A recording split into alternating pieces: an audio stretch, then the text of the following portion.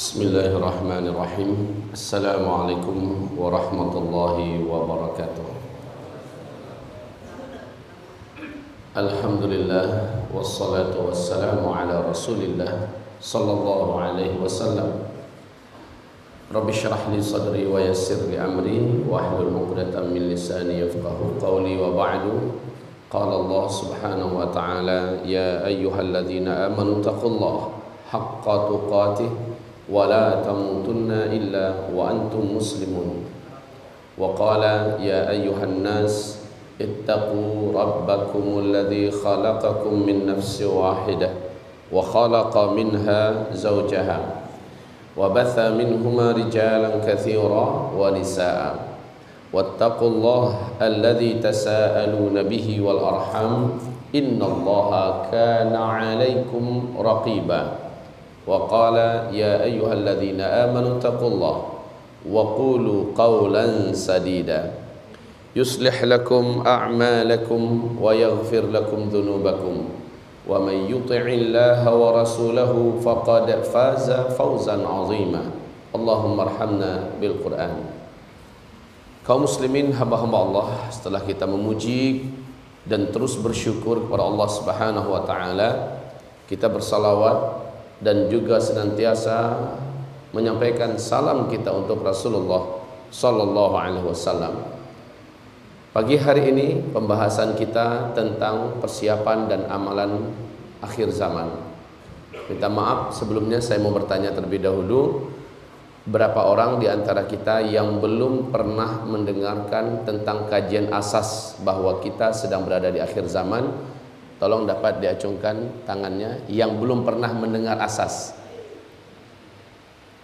Sama sekali tidak di pengajian saya sebelumnya, tidak pula di YouTube, belum pernah. Baik kaum muslimin yang kami muliakan, karena kajian ini yang siang hari ini adalah lanjutan daripada kajian asas. Kita katakan kajian asas sebab jadi nyambung.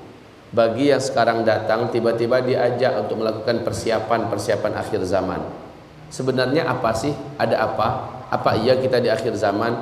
Itu akan menggelayut menjadi pertanyaan yang tidak terjawab. Tiba-tiba membahas masalah yang berhubungan dengan persiapan dan amalan-amalan akhir zaman. Ibarat Allah, bagi yang belum pernah mendengarkan, saya anjurkan silahkan nanti dibuka di YouTube ceramah-ceramah kami, khususnya pengantar menuju pembahasan akhir zaman. Di situ ada dunia di ambang kiamat, kita sudah berada di ujung umur dunia, huru-hara petaka akhir zaman, semuanya sama. Nanti tolong dibuka, karena itulah kunci. Apabila kuncinya sudah menjadi keyakinan di hati kita, maka instruksi apapun yang muncul akibat dari pembahasan itu, kita akan siap menjalankannya dan kita akan bersegera untuk menerapkannya. Tapi apabila tidak, maka ini hari pembahasan hanya akan menjadi sesuatu yang aneh, bisa jadi dianggap unik, atau mungkin ada yang mengatakan ini lucu. Ibarat Allah yang kami muliakan, ala kulli hal, semua persiapan yang akan kami sebutkan ini berdalilkan kepada sunnah yang sahih dari Rasulullah sallallahu alaihi wasallam. Kemudian kita juga akan memaparkan perkara-perkara yang berhubungan dengan materi atau konten yang ada dalam kitab. Jadi yang enggak bawa kitab, tolong dibawa nanti pena, disiapkan pena dan tulisan. Saya akan instruksikan, minta maaf bahasanya, saya akan instruksikan beberapa halaman yang tidak boleh dilewatkan. Kalau kita merasa sangat sibuk, tak punya banyak waktu membaca dan menamatkan kitab ini adalah kitab yang membackup amalan-amalan, khususnya doa-doa, benteng-benteng tentang petaka bencana akhir zaman. Jika kita tidak punya waktu yang cukup dan luas masanya, maka setidak-tidaknya nomor halaman yang saya isyaratkan berikut ini dapat menjadi panduan kita setidak-tidaknya. Baik hamba-hamba Allah yang kami muliakan, Kita sekarang ini berada pada fase keempat. Seperti yang sudah kita ilmui bersama, pada fase keempat adalah ciri khasnya Islam tidak dipimpin oleh seorang khalifah pun. Pada fase keempat ini, keadaan Islam dan kaum muslimin benar-benar menjadi mangsa, benar-benar menjadi pecundang. Kalaulah bukan Allah yang menjaga Islam, maka mungkin Islam ini sudah tutup dan gulung tikar di muka bumi ini sekarang. Begitu juga keadaan kaum muslimin. Berislam pada fase keempat adalah tantangan terberat, Pak. Khususnya orang-orang yang benar-benar berislamnya. Orang yang benar-benar menjalankan agama pada fase keempat ini sungguh teramat sangat berat, seperti menggenggam batu bara yang sedang menyala. Dipegang tangan terasa hangus terbakar, dilepaskan dia lepas dari Islamnya, pilihan tidak ada kecuali dia harus tetap berpegang erat dengan Islam ini.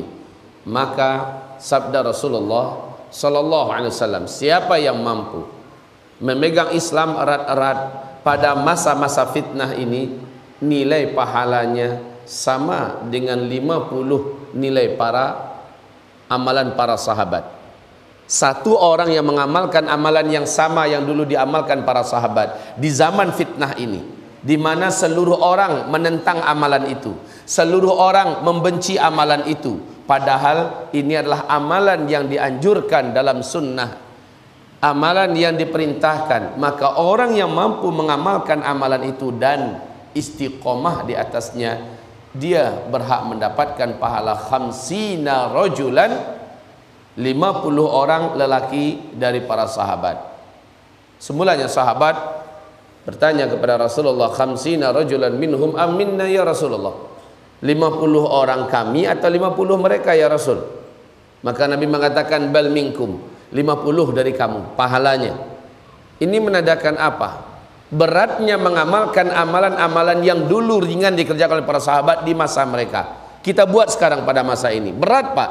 Tapi kalau kita mampu mempertahankannya, mengamalkannya, maka kita diberi oleh Allah pahala seperti 50 orang sahabat yang mengerjakan pekerjaan yang sama. Taib. Ibarat Allah yang kami muliakan, ini adalah zaman fitnah. Dan inilah dia fitnah akhir zaman.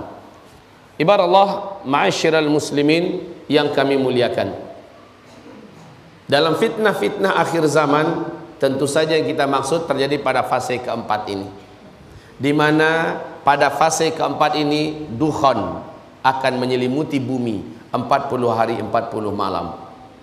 Setelah itu Dajjal pun muncul. Inilah dia puncak daripada fitnah.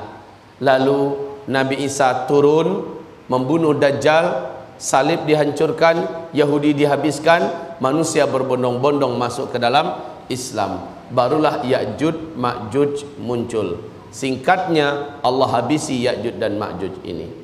Barulah bumi ini 7, 8 atau 9 tahun aman sesaat, khilafah Islamiyah tegak dalam masa itu, kemudian tutup buku umat Islam di muka bumi. Siapa umat Islam yang mampu mempertahankan imannya lewat dan gol dengan ujian terberat, yaitu Dajjal muncul, maka dialah yang akan ikut wafat dengan serentaknya orang Islam wafat satu bumi. Tapi siapa orang beriman atau orang Islam yang tidak mampu mempertahankan Islamnya ketika Dajjal muncul, maka pertanda dia tidak akan ikut diwafatkan Allah pada tanda besar kiamat yang ke-7. Dia akan ikut menyaksikan kejadian yang ke-8, ke-9 dan ke-10. Na'udzubillah, na'udzubillah, thumma na'udzubillah. Ibarat Allah yang kami muliakan, pada fase keempat ini diistilahkan dengan fase-fase fitnah, sehingga para ulama ahli hadis memuat dalam kitab-kitab hadis mereka dengan kitabul fitan. Kenapa? Karena pada fase ini bersatunya seluruh kubu-kubu kesesatan, seluruh setan-setan jin, setan manusia bersatu, bersof-sof dalam rangka menghancurkan Islam dan memperbanyak calon penghuni neraka dari umat Islam. Ini fase keempat. Hanya fase keempat ini terjadinya. Sangat berat, Pak. Ini fase fitnah yang berlapis-lapis. Umat Islam bukan hanya diruntuhkan dengan pemikiran-pemikiran kacau yang menyesatkan. Belum lagi kaum munafikin yang bangkit karena tidak adanya khilafah yang melindungi pemahaman, yang melindungi pemikiran dan ideologi Islam. Kaum munafikin juga berbaris-baris, bersoft-soft dalam rangka menghancurkan Islam dan memurtadkan kaum muslimin. La haula wala quwata illa billah. Fase keempat memang fase di mana kubu kesesatan memperbanyak calon penghuni neraka. Dan mereka berhasil. Pada fase ini banyak yang murtad. Seperti kata Rasulullah, paginya masih beriman, sorenya sudah kafir. Sorenya masih beriman, besok paginya sudah kafir. Demi dunia mereka rela menelantarkan agamanya, membuang agamanya. Pada fase ini ibarat Allah, tekanan hidup menjadi-jadi karena ekonomi yang terus merosot tajam, harga-harga barang menjadi naik, kemudian nanti pada puncaknya pangan susah didapat di mana-mana, pakan pangan susah didapatkan di mana-mana, kekeringan terjadi di mana-mana, air juga tidak didapatkan, hewan ternak mati bergelimpangan, tanam-tanaman pada mati seluruhnya. Ibarat Allah yang kami muliakan, pada saat itu orang yang paling kuat iman sekalipun, kata Rasulullah, akan melewati kuburan dan dia sangat iri dengan orang-orang yang terlebih dahulu sudah meninggal, dan dia berharap kalau dia juga ada di dalam tanah, karena hidup di atas tanah teramat sangat berat. Ini adalah tekanan hidup yang teramat sangat berat pada fase keempat ini. Dan soon, insyaallah, very very soon, sangat-sangat dekat, ini semua akan berlaku. Dan juga kezaliman merajalela di seluruh bumi. Seluruh penguasa berlomba-lomba melakukan kezaliman. Seluruh para pemimpin, para ulama, para tokoh, para bos-bos, majikan-majikan berpihak kepada kezaliman, dan mereka tidak lagi takut kepada Allah. Orang yang miskin semakin tambah miskin, orang yang terjebak dalam hutang makin terlilit dalam riba, dan seterusnya. Kezaliman merata di mana-mana, sulit nak lepas dari jaring-jaring laba-laba. Ibarat Allah yang kami muliakan, pada masa ini orang yang imannya lemah-lemah tanggung, orang yang Islamnya banyak bergelimang dengan dosa, putus asa untuk hidup. Putus asa untuk hidup, sehingga akan ditemukan kisah kedepannya banyak manusia yang masih tersisa hidup nih, banyak manusia yang mengakhiri hidupnya dengan cara bunuh diri. Saking beratnya beban hidup dan beratnya kezaliman yang dirasakan, susah nak mencari keadilan. Orang dusta dipercayai, orang jujur didustakan, orang-orang khianat diangkat menjadi penguasa dan pemimpin, sementara orang-orang amanah malah dipenjarakan atau mungkin dikucilkan, diasingkan. Ini terjadi pada masa fitnah. Kita sulit nak mencari, menuntut keadilan kepada siapa pada fase keempat ini, kaum muslimin. Ditambah lagi bencana alam yang di masa keempat ini, kata Rasulullah, akan susul menyusul di muka bumi ini. Terjadi gempa-gempa besar, gempa-gempa berat, banyak terjadi penenggelaman bumi karena longsornya gunung-gunung, karena longsornya bukit-bukit, karena longsornya jalan-jalan, karena longsornya,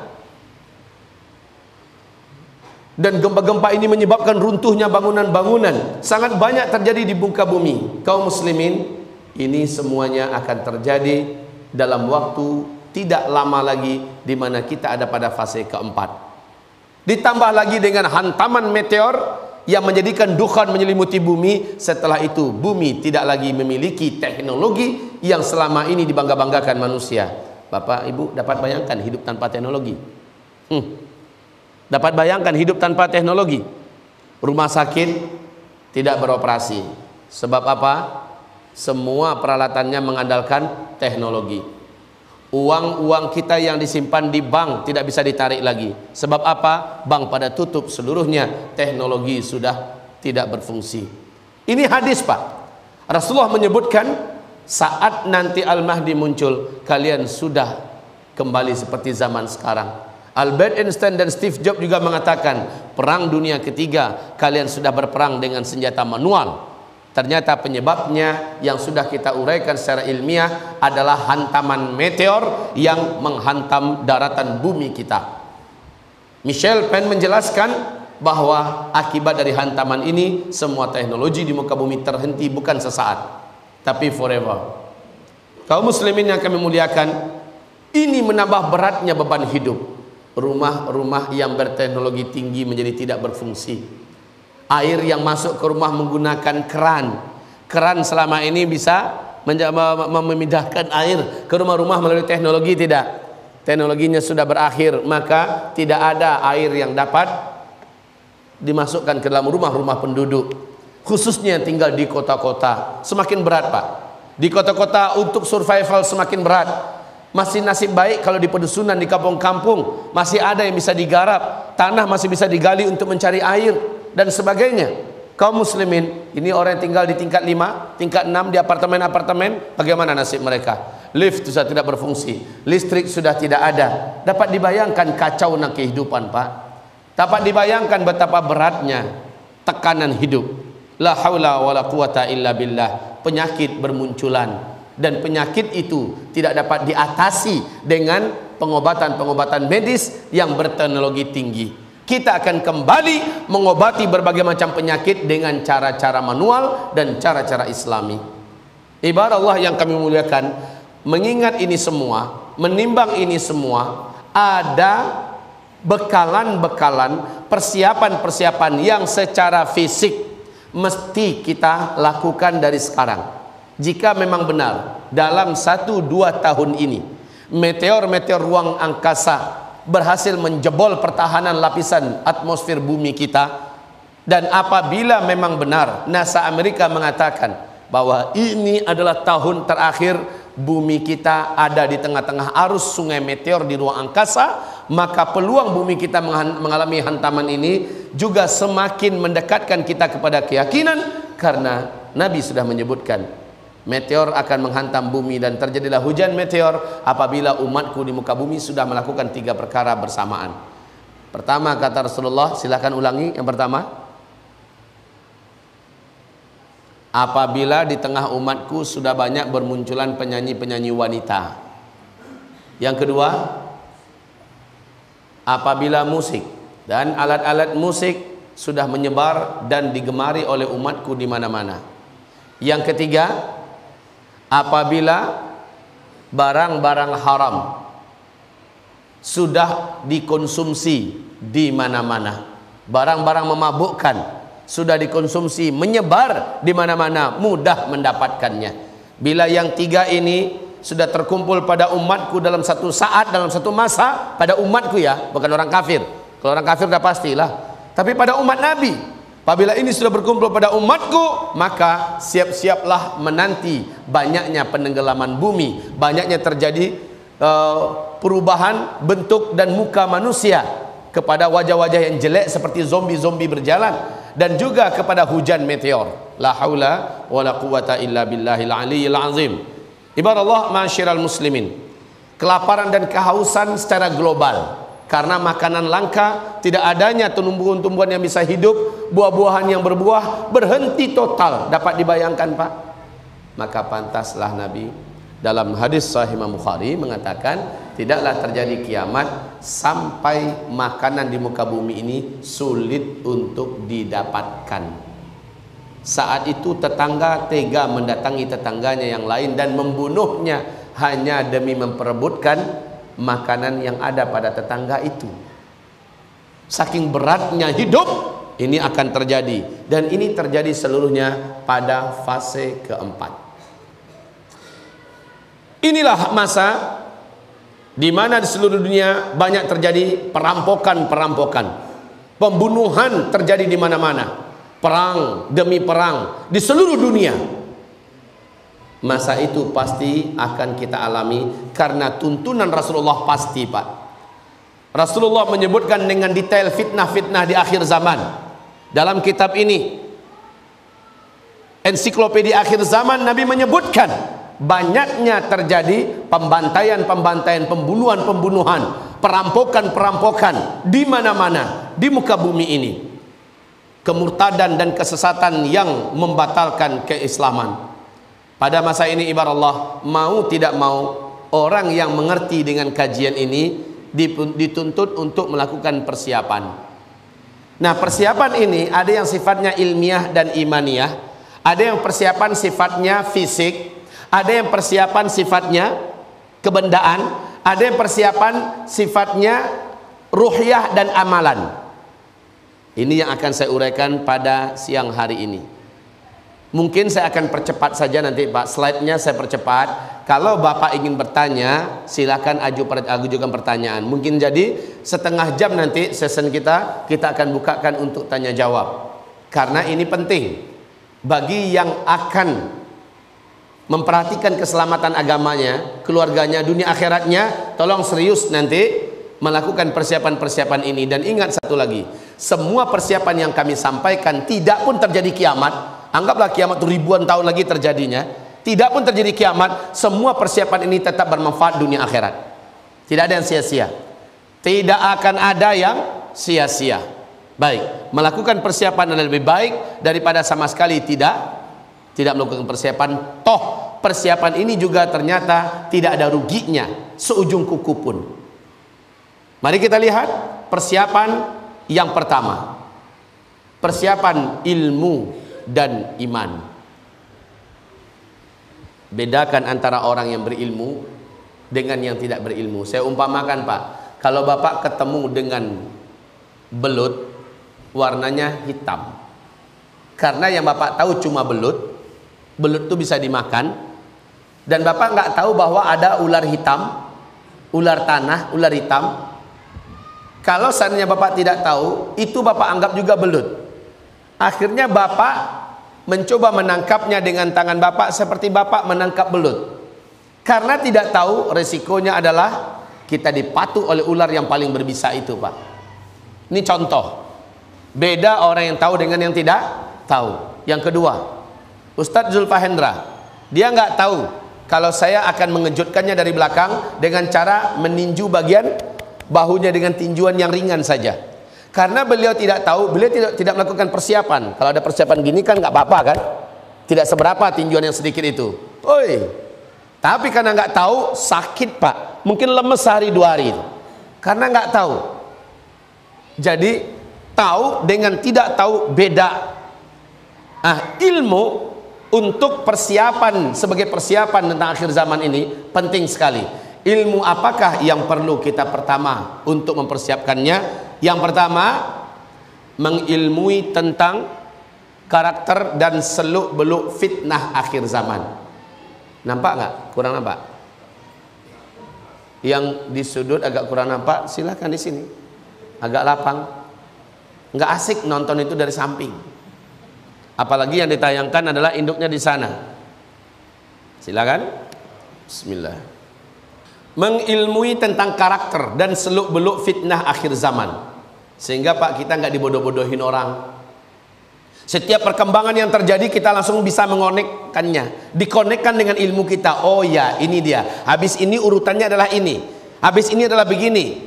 Ada manuver-manuver musuh yang membuat kita bisa tersilap dan tertipu karena kita sudah tahu jalur urut-urutannya menurut hadis, menurut tuntunan sunnah. Kita nggak bisa dibodoh-bodohin Pak. Itu ya. Maka qul hal yastawil ladzina ya'lamun wal ladzina la ya'lamun. Samakah orang yang tahu dengan yang tidak tahu? Baik. Mengilmui tentang karakter dan seluk-beluk fitnah akhir zaman ini akan dapat menjadi bekal agar kita tertuntun dan terpandu dalam menghadapi apapun gonjang-ganjing kehidupan sekarang. Yang pasti Pak, Bapak jangan panik. Ke depan Bu, Ibu jangan panik. Kalau seandainya Bapak Ibu menemukan perubahan demi perubahan begitu cepat dan seluruhnya mengarah kepada negatif, Bapak Ibu jangan panik. Toh Rasulullah juga mengatakan akan tiba satu masa pada umatku, orang yang hidup pada zaman itu, pada masa itu hari-hari yang dilaluinya makin ke depan makin bertambah buruk. Hari ini lebih buruk daripada sebelumnya, esok lebih buruk daripada hari ini. Jadi Pak, Bapak berharap lebih baik untuk di Indonesia, tidak akan pernah terjadi. Bukan hanya Indonesia, seluruh dunia, baik alamnya, ekonominya, politiknya, pemimpinnya, seterusnya, moral bangsanya dan sebagainya kaum muslimin makin ke depan makin bertambah buruk. Tapi karena Bapak mengetahui tentang seluk-beluk karakter ini, ya, karakter dan seluk-beluk fitnah akhir zaman ini, Bapak sudah mempersiapkan mental dari jauh-jauh hari. Ini loh hikmahnya, mempersiapkan mental dari jauh-jauh hari. Enak loh Pak, kalau kita dari jauh-jauh hari udah tahu. Saya pernah bawa rombongan, kami katakan dari Payakumbuh ke Pekanbaru nih. Nanti di Pekanbaru tempat tidurnya kita cuma di lantai, airnya juga sedikit dan itu agak keruh. Kemudian kita panas, banyak nyamuk, ya. Jadi bersiap-siap saja dengan kondisi yang ada, makanan juga ala kadarnya. Ketika itu disampaikan, siap, siap, seluruhnya siap dengan persepsi seperti itu. Tiba-tiba Pak, yang mereka temukan di sana jauh lebih baik daripada yang digambarkan. Karena mereka udah siap. Coba kalau gambaran mereka di sana itu ada hotel, kemudian makan minumnya sudah ready dan enak segala macamnya, yang mereka temukan lebih jelek dari itu, mereka akan kecewa Pak. Maka sekali lagi, ketika kita mengetahui seluk-beluk karakteristik daripada fitnah akhir zaman ini, kita mempersiapkan mental dari dini. Itu yang paling penting. Khususnya juga kasih tahu istri-istri kita, anak-anak kita. Taib. Selanjutnya apa lagi? Inilah dia Bapak, yang Bapak lakukan sekarang adalah mengilmui tentang karakter dan seluk-beluk fitnah akhir zaman. Selanjutnya, dan ini adalah asas dan basic yang terkuat untuk persiapan tentang keilmuan, wajib mengilmui tentang akidah dan tauhid yang sahih. Bagaimana akidah dan tauhid yang sahih itu? Sesuai dengan pemahaman generasi salaf, yaitu Rasul dan para sahabat, tabi'in dan tabi'in. Karena dalam Al-Quran surat An-Nur ayat yang ke-55 Allah menyebutkan orang yang mampu menghadapi, bahkan sukses berjaya melalui masa-masa berat di akhir zaman adalah amanu minkum. Ini yang pertama, orang yang beriman di antara kamu, imannya sahih, akidahnya benar, tauhidnya lurus, wa amilus salihat, dan mereka orang-orang yang beramal saleh. Jadi setiap kita ditekankan, dan ini memang wajibnya sampai mati Pak, enggak pun karena kiamat, berakidah lurus, bertauhid benar itu wajib enggak sampai mati. Maka mengilmuinya adalah sebuah kewajiban, hukumnya fardhu ain, apalagi dalam menghadapi kemunculan Dajjal. Dalam rangka kemunculan Dajjal, hanya ahli-ahli tauhid di akhir zaman sajalah yang akan selamat.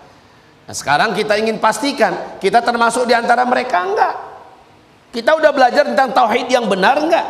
Jangan-jangan pengetahuan kita tentang akidah Islam, tentang iman yang benar, tauhid yang sahih masih kayak dulu-dulu.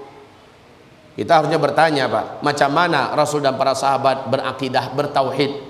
Apakah sudah seperti itu tauhid saya hari ini? Jangan-jangan tauhid saya seperti tauhidnya nenek moyang yang tidak bersumberkan kepada Rasulullah. Jangan-jangan akidah yang turun-temurun kami warisi sudah bercampur aduk dengan akidahnya kaum Hindu, kaum Buddha dan sebagainya, atau dari kaum yang agamanya abang-abangan. Perlu kita luruskan sekarang persepsi kita tentang akidah yang sahih itu Pak, Bu. Jadi sebenarnya minta para ulama-ulama kita Pak, daripada banyak membahas masalah fikih, utamakan, prioritaskan bahas masalah akidah. Fokuskan membahas masalah tauhid yang lurus. Seperti apa tauhid yang lurus?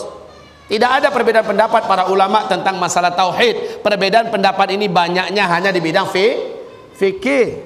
Nah, ini yang perlu kita ketahui. Bagaimana tentang ruh? Bagaimana tentang masalah sihir? Bagaimana tentang masalah kubur? Bagaimana tentang masalah, maksud saya alam kubur ya, bukan masalah kuburannya, kalau kuburan masuk ke fikih lagi, tapi alam kubur masuk ke bab akidah, bab iman ya. Nah, kaum muslim bagaimana tentang malaikat dan seterusnya, kita perlu mengilmui dengan pengilmuan yang benar. Dan masalah tauhid, masalah akidah adalah bidang saya ketika dulu di Timur Tengah. Ketika saya masih di Al-Azhar, saat saya masih ada di Tripoli, Libya, itu adalah bidang yang saya geluti berlama-lama Pak, dalam masalah akidah dan tauhid. Disebutkan hanya orang-orang beriman nanti pada akhir zaman, kata Rasulullah sallallahu alaihi wasallam,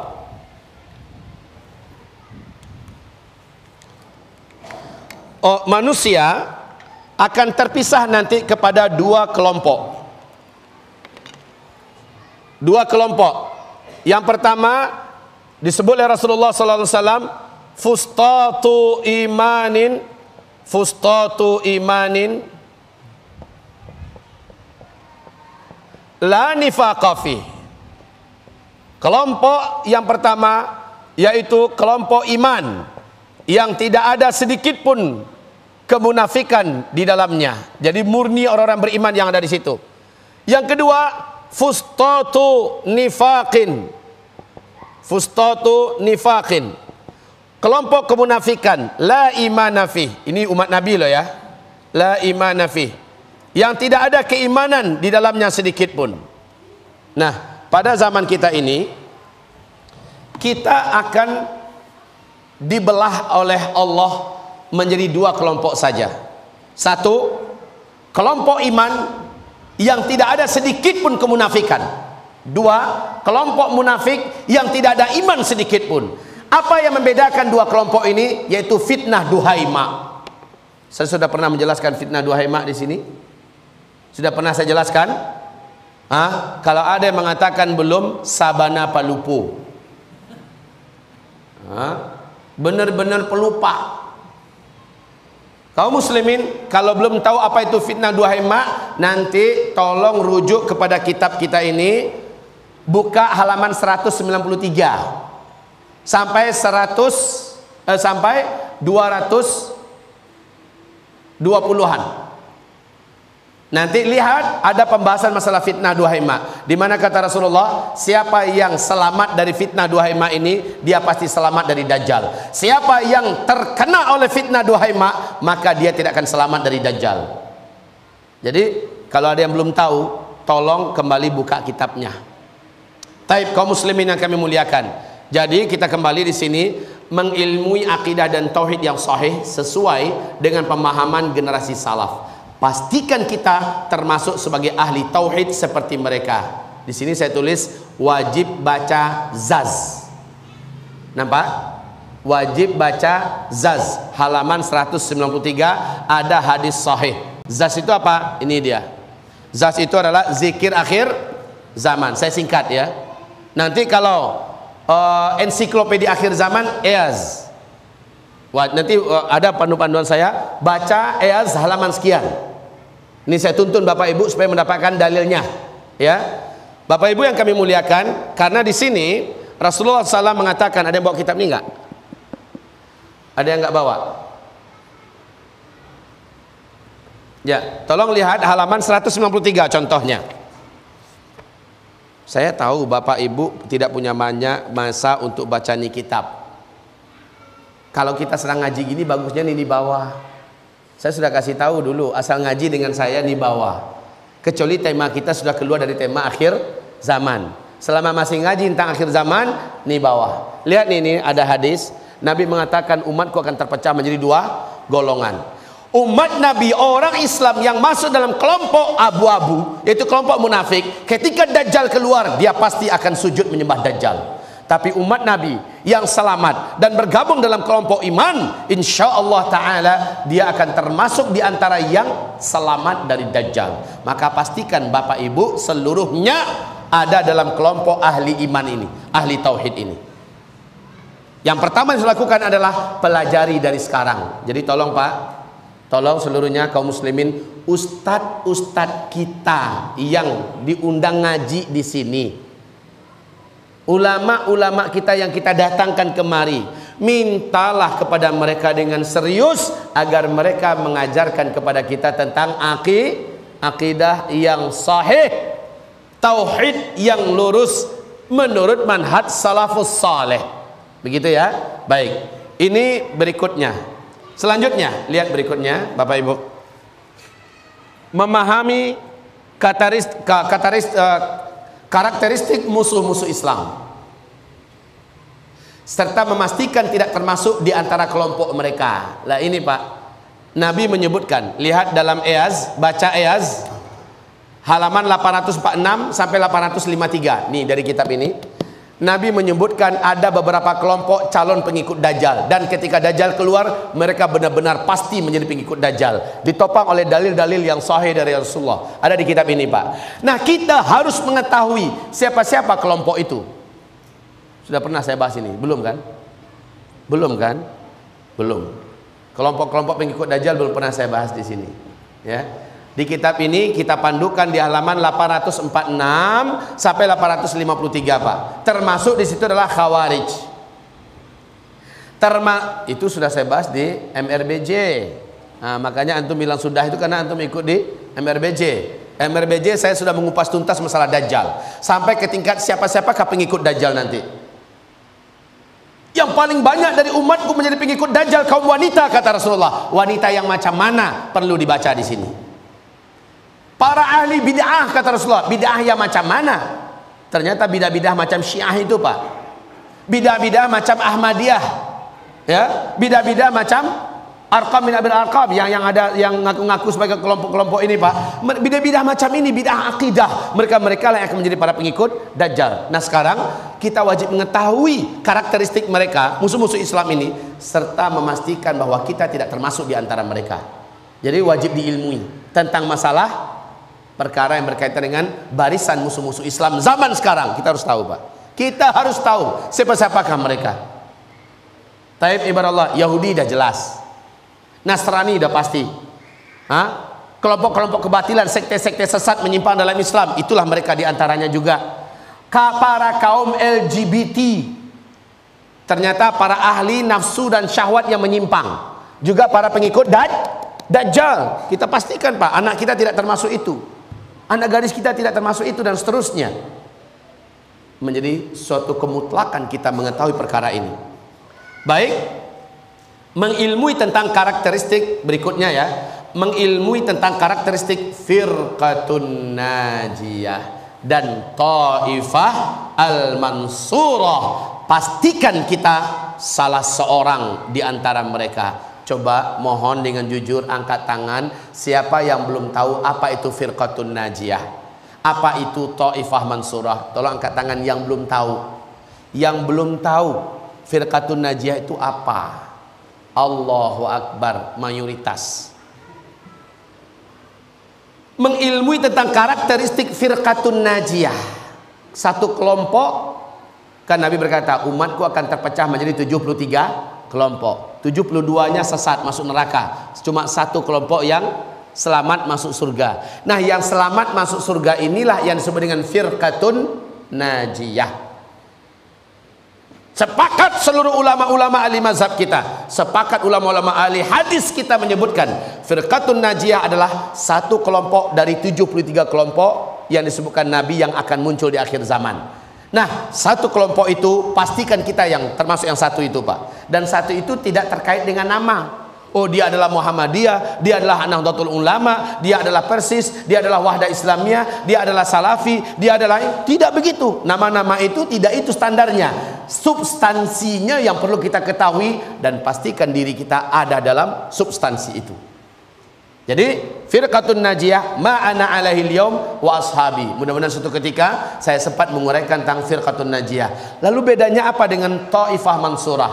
Dalam firqatun najiyah itu ada satu kelompok yang senantiasa ditolong oleh Allah. Pasti dia akan terus unggul dan menang melawan musuh-musuh dan menghadapi musuh-musuhnya. Dan satu kelompok ini adalah kelompok terbaik yang ada dalam firqatun najiyah. Seluruhnya sudah masuk surga, Pak. Pasti masuk surga seluruhnya, selamat seluruhnya dari neraka. Cuma dari mereka ini ada satu kelompok yang selalu ditolong oleh Allah. Allah selalu berpihak kepadanya. Dia pasti selalu menang dan unggul di atas lawan-lawannya. Inilah yang disebut dengan taifah mansurah. Ciri-cirinya apa? Ada kajian khususnya, enggak sekarang. Jadi kayaknya satu hari kita harus membahas masalah firqatun najiyah dan taifah mansurah. Ini seru, Pak, pembahasannya. Nah, one day insyaallah, ya. Baik, kaum muslimin yang kami muliakan, pastikan diri kita kalau enggak bisa masuk dalam taifah mansurah, setidak-tidaknya ada dalam firqatun najiyah. Oke, cukup. Persiapan ilmu dan iman cukup sampai di sini.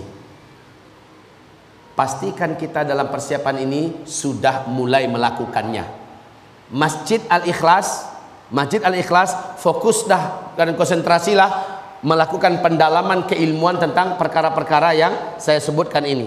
Hanya dengan ilmu kita tidak mudah terbawa arus. Hanya dengan ilmu iman kita tertuntun dan terbina dengan tepat dan benar. Tanpa ilmu maka kita akan menjadi pecundang, kita akan menjadi korban dan mangsa. Persiapan berikutnya, sebelum saya lanjutkan persiapan berikutnya, silakan ada pertanyaan sekarang. Jadi setiap persiapan kepada persiapan yang lain, saya buka sesi pertanyaan. Silakan kalau ada pertanyaan sekarang. Tidak ada, lewat dulu. Persiapan kita selanjutnya. Nah, ini persiapan sifatnya fisik. Fisik ini Pak tidak akan bertahan lama. Tetapi walaupun begitu, dirasa perlu dan penting kita mengetahuinya, karena bagaimanapun saat ujian awal-awal itu datang Pak, berat. Tapi kalau ada persiapan secara fisik, secara materi, sedikit banyaknya kita akan lebih merasa agak terbela, terbantu, tertopang dibandingkan orang yang tidak sama sekali melakukan persiapan fisik. Fisik itu bukan hanya badan melulu ya, tapi keberadaan benda-benda yang lain. Baik, kita tahu teknologi tidak ada, perang banyak mewabah di mana-mana. Kemudian penyakit juga menyebar, rumah-rumah sakit tutup, semua kesulitan hidup berhimpit-menghimpit, dan banyak orang-orang yang ingin merampas, merampok, membuat geng-geng untuk melakukan pembunuhan kesana kemari, seperti zaman-zaman di komik dulu, zaman-zaman cerita-cerita kita, orang-orang zaman-zaman hukum rimba dulu Pak, itu semua akan terulang kembali. Lalu apa persiapan kita dalam mengantisipasi kondisi yang seperti itu secara kebendaan? Baik, persiapan materi. Yang pertama, ingat hadis Nabi, kalaupun dekat dah kiamat, tanamlah biji kurma. Masih dengar hadis ini enggak? Kalaupun besok pasti kiamat, kata Rasulullah, tanamlah biji kurma. Seandainya di tangan kamu ada satu biji kurma. Maksudnya apa? Ternyata subhanallah Pak, salah satu di antara tumbuhan dan tanaman yang menghasilkan makanan paling awet, paling tahan, paling kuat di bumi ini, apalagi menghadapi dukhan, adalah kurma. Sementara pohon-pohon yang lain dalam 40 hari 40 malam panas dan gelap itu Pak, pada mati, layu. Kurma tahan. Ini yang pertama. Yang kedua, buah-buahan yang mengandung kadar makanan dan energi kalori yang sangat besar dan tinggi adalah kurma. Nggak ada yang mengalahkan kurma. Dia mampu bertahan sampai 1 tahun Pak. Disimpan pun 1 tahun dia bertahan. Apalagi disimpan kurmanya masih dengan dahannya, masih dengan apa namanya itu, batangnya ya, itu lebih tahan. Seperti Nabi Yusuf menyimpan gandum dengan batang-batangnya sekalian. Oleh karena itu pilihan makanan akhir zaman itu kembali kepada kurma. Nah, dalam masalah kurma ini saya harap Bapak Ibu semuanya coba belajar kepada Bapak Muhaimin Iqbal. Ada yang kenal Bapak Muhaimin Iqbal? Dia adalah presiden Asosiasi Petani Kurma se-Indonesia. Beliau telah punya beberapa belas hektar lahan kurma di Bogor, dan beberapa binaannya di seluruh Indonesia sudah bermunculan. Alhamdulillah Pak, sudah bisa ditemukan teknologi yang memastikan mana kurma betina, mana kurma jantan, bibitnya, sehingga kalau kita tanam kurma betina dia menjadi Pak. Yang selama ini mungkin yang tertanam oleh kita adalah betina, kurma jantan, bibit jantan. Ini nggak berbuah. Dia jadi besar tapi nggak berbuah. Yang kita inginkan itu adalah bibit kurma betina, dan satu saja pokok yang bibit jantan dikelilingi oleh 20 pokok atau pohon dari bibit kurma betina. Itu menjadi itu Pak. Satu batang kurma telah dianalisa sekarang ini mampu mengimbangi penghasilan 1 hektar sawit. Satu batang kurma dibandingkan 1 hektar sawit, orang nanam 1 hektar sawit 160 batang pohon, dengan 1 batang kurma di tanah yang 5 kali 5, tanam 1. Hasilnya sawit menghasilkan dengan hasil maksimal, kurma menghasilkan dengan hasil standar, nggak sampai maksimal dulu lah, standar. Hasilnya 1 tahun itu akan sama dengan 1 hektar sawit. Jadi rugi umat ini sebenarnya kalau punya lahan nanam sawit. Apalagi sawit sekarang sedang terjun payung terus. Harganya dikotak-atik oleh manusia Cina dan kafir lainnya dengan suka hati Pak. Sementara sawit nggak pun dibeli orang, sekeluarga dapat memanfaatkannya, khususnya untuk akhir zaman Pak. Kurma ini dapat awal-awal kita tanam dengan, apalagi di rumah macam rumah saudara kami, di atas lotengnya itu kita pakai polybag, apa namanya? Kita bisa dengan itu dulu Pak. Ketika dia sudah mulai agak membesar, baru pindahkan ke lahan tanah kita. Di depan halaman rumah kita saja apa? Satu saja tumbuh. Kata Ustadz Muhaimin Iqbal, satu saja pokok kurma sudah dapat menjamin makan minum seumur hidup, istilahnya selama kurma itu masih ada, untuk satu keluarga. Sebaiknya setelur kita, ternyata nggak sia-sia ya Nabi menyuruh kita menanam kurma. Jadi startnya itu Pak ya, bukan nyiapkan beras di rumah, bukan mempersiapkan beras di rumah. Jika huru hara ini sudah pasti dan dekat, maka dapatkan sebanyak-banyaknya kita menyetok di rumah kita kurma. Dan baiknya kurma yang masih di dahannya, masih di rantingnya. Baik, ini yang pertama. Dan jangan nunggu-nunggu lagi. Bapak enak Pak, Bogor dekat sini, ketemu saja sama Pak Muhaimin Iqbal, buka di Google berapa nomor HP-nya, kontak dengan beliau. Kalau perlu undang kemari, bicara tentang masalah kurma. Semua kita akan disupportnya, insya Allah Ta'ala. Disupportnya kita Pak. Satu pokok benih itu hanya 50.000, dan dia akan bantu bimbing kita sampai menjadi. 50.000 seberapa sih gitu kan? Sementara ini adalah persiapan yang sifatnya materi akhir zaman. Oke, saya sebut-sebut nama beliau supaya beliau mendapat perhatian dari publik kita umat Islam, dan jangan sampai sibuk lagi dengan nanam-nanam yang lain. Inilah tanaman berkah yang Allah merekomendasikan dalam Al-Quran. Oke, selanjutnya membuat sumur-sumur manual di rumah. Kalau kata orang Padang, semua batimbo. Buat sumur-sumur manual. Kenapa? Karena kaum muslimin ketika teknologi tidak dapat menyalurkan lagi air ke rumah-rumah kita melalui keran, maka saat itu kita memerlukan sumber mata air dari rumah kita sendiri, dan itu adalah kepada sumur zaman dulu. Ini sumur-sumur yang ada malah ditimbun. Salah kaum muslimin. Tolong kembali aktifkan sumur-sumurnya ya. Yang belum punya dibuat. Oh di Jakarta agak berat Pak Ustadz, agak payah. Jangan pakai sumur bordah. Bor itu juga mengandalkan listrik, mengandalkan teknologi ya. Sumur manual. Kalau begitu persiapkan di kampung kita satu rumah, yang rumah tersebut kaum muslimin sudah serba manual di rumah itu, dan ada juga sumurnya di situ. Suatu hari kita wajib lari di kota besar. Wajib lari dari kota besar. Sungguh orang yang paling panik, paling stres, paling shock di muka bumi inilah orang-orang yang tinggal di kota besar di akhir zaman ini. Jadi siap-siap untuk menjadi orang kampung kembali. Benar, serius. Siap-siap untuk menjadi orang kampung kembali. Dan Nabi juga menginstruksikan, tidak ada satu kota pun di muka bumi ini melainkan Dajjal pasti masuk ke dalam kota itu, kecuali Mekah dan Madinah. Baik, ini persiapan yang kedua. Sekarang masih bisa Pak, dengan teknologi mudah menggali tanah, mudah masukkan cincin ya.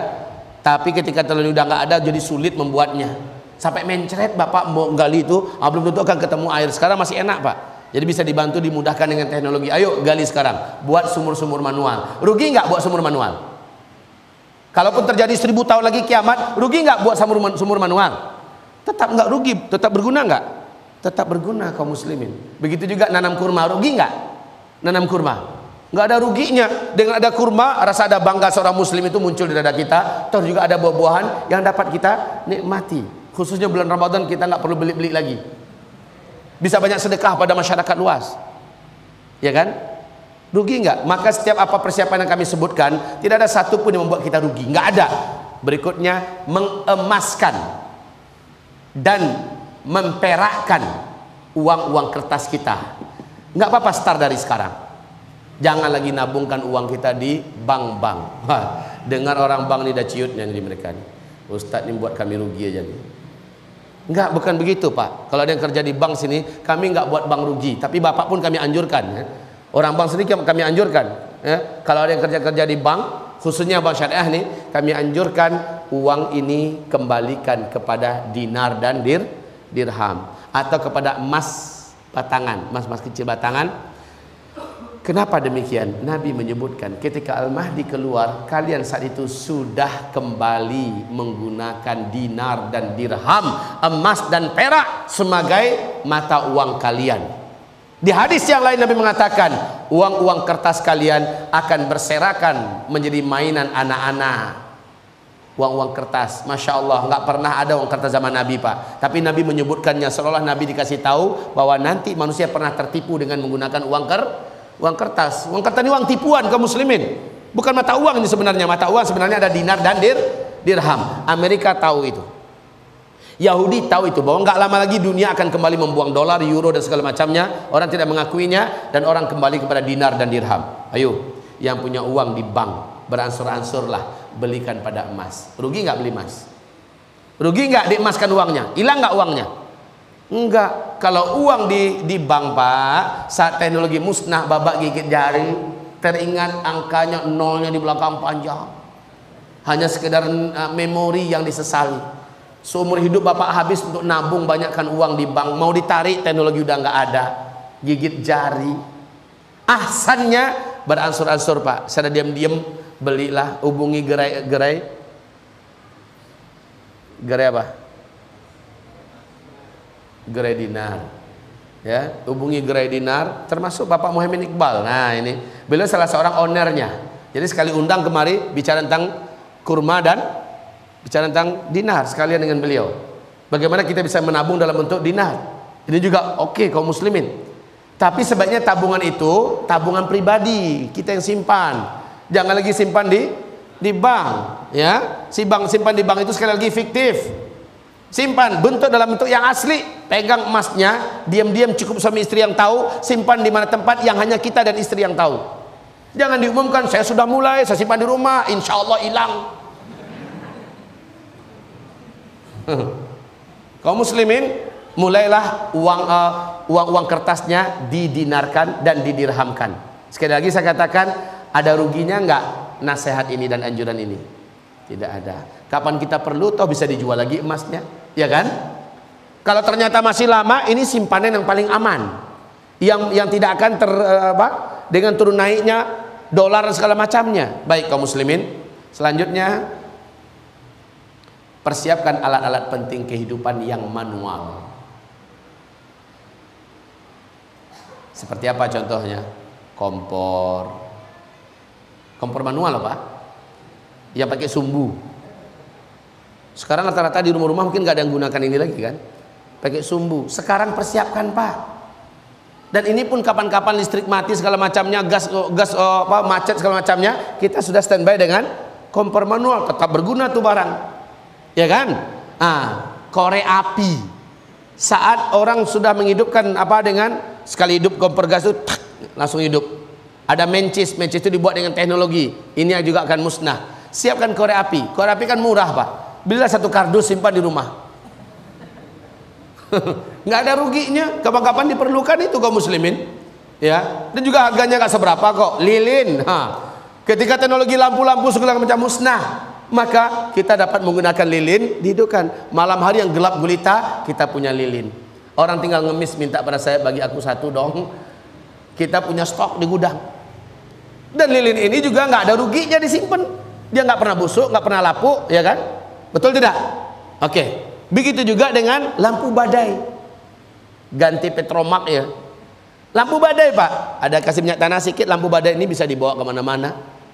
Nah kaum muslimin, ini persiapan manual. Dan banyak lagi contoh-contoh yang lain. Pikirkan saja, apa-apa dalam kondisi manual, kondisi tidak ada teknologi, kita perlu apa? Pikirkan sekarang. Maka beransur-ansur kita adakan. Dan ini ingat, harus yang realistis. Enggak pun terjadi bencana, petaka, musibah, akhir zaman segala macamnya, ini tetap bisa digunakan. Oke. Selanjutnya ibarat Allah yang kami muliakan, menyiapkan alat-alat survival yang manual. Apa-apa alat survival untuk dapat bertahan hidup, yang dapat menopang kehidupan secara genting, secara menakutkan, pokoknya secara survival. Bagaimana? Alat-alat apa yang diperlukan? Maka persiapkan itu. Silakan berpikir. Sekarang masih mudah mendapatkannya di Senen, Pak, atau di mana di Jakarta ini masih sangat mudah mendapatkan alat survival. Hari ini masih mudah mendapatkannya, mbok ya persiapkan. Toh kapan-kapan kita outbound, ajak keluarga segala macamnya, itu diperlukan nggak? Tetap diperlukan. Jadi nggak ada ruginya sekali lagi kaum muslimin. Ya, saat terjadi huru-hara dan perang di mana-mana, kita harus lari ke tunutan, kita punya alat survival. Subhanallah, sekali lagi ini tetap berguna. Baik. Selanjutnya masker dan kacamata renang. Emang mau kemana kita Pak Ustadz? Menyebur ke laut. Kaum muslimin yang kami muliakan, jangan salah-salah. Masa dukhon, kabut asap dan debu yang teramat sangat panas dan tebal, kan begitu kan? Ini akan membuat mata tidak berani dibuka, akan membuat hidung sulit untuk menghirup oksigen yang bersih dan benar. Maka masker yang benar Pak, bukan masker murahan itu yang satu kotak harganya sekian itu, enggak. Masker yang benar. Toh kalaupun itu enggak terjadi, toh lama lagi masker ini tetap berguna. Kapan-kapan kita bawa motor apa atau ada asap tebal kayak dulu lagi melanda Indonesia, kita sudah siap dengan masker yang bagus. Maka siapkanlah masker yang mencukupi untuk satu keluarga kita bisa berganti-ganti. Baik kaum muslimin, kacamatanya kacamata yang mengamankan mata kita dari pedihnya debu dan asap yang teramat sangat tebal dari dukhan. Kalaupun dukhan nggak terjadi, bisa dibawa berenang kan?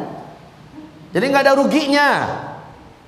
Sekarang kita mungkin ada orang dengar itu sambil mencemes. Tahu mencemes? Sambil mencemooh. Ya, sambil ngejek. Nanti ketika terjadi baru dia iya ya. Persis seperti orang ngejek Nabi Nuh buat kapal di atas gunung. Ngapain tuh orang gila? Padahal ini berguna Pak. Yang saya sampaikan ini tetap berguna. Enggak pun terjadi di zaman kita, tetap benda-benda ini berguna seluruhnya. Tapi mempersiapkannya ternyata terjadi, maka kita adalah orang yang lebih siap menghadapi ini semua. Oke? Selanjutnya, memiliki alat-alat bela diri manual. Ingat, tetangga tega mendatangi tetangganya yang lain untuk membunuh tetangganya. Kelompok perampok menyebar di mana-mana. Geng-geng penjahat bersatu untuk merampas dusun dan desa. Maka kalau dusun dan desa itu punya senjata pembela diri secara manual, samurai kah, pedang kah, double stick kah, baju anti senjata tajam kah, yang sekarang masih mudah didapatkan Pak. Sekarang masih mudah dibeli di pasar-pasar, masih mudah mendapatkannya sekarang. Nanti Pak, akan hilang seluruhnya dari peredaran, dan pasar-pasar juga pada tutup karena digarap, dirampok oleh orang-orang yang haus, seperti kejadian 98 aja. Betapa mengerikan kondisi pasar, betul tidak? Nah kaum muslimin yang kami muliakan, persiapkan ini semua. Apapun senjata yang sifatnya manual, dan senjata ini tidak bertentangan dengan, kalau ketemu kayak senjata api kan berbahaya tuh, kita akan diusut menjadi teroris. Tapi kalau senjata manual insya Allah enggak. Double stick, mana ada yang mengatakan yang pegang double stick teroris? Enggak ada. Jadi senjata yang sifatnya manual begitu deh yang sekarang ini perlu kita persiapkan. Dan dipersiapkan juga ikut latihannya Pak. Ngapain di gudang numpuk tapi nggak ahli satupun.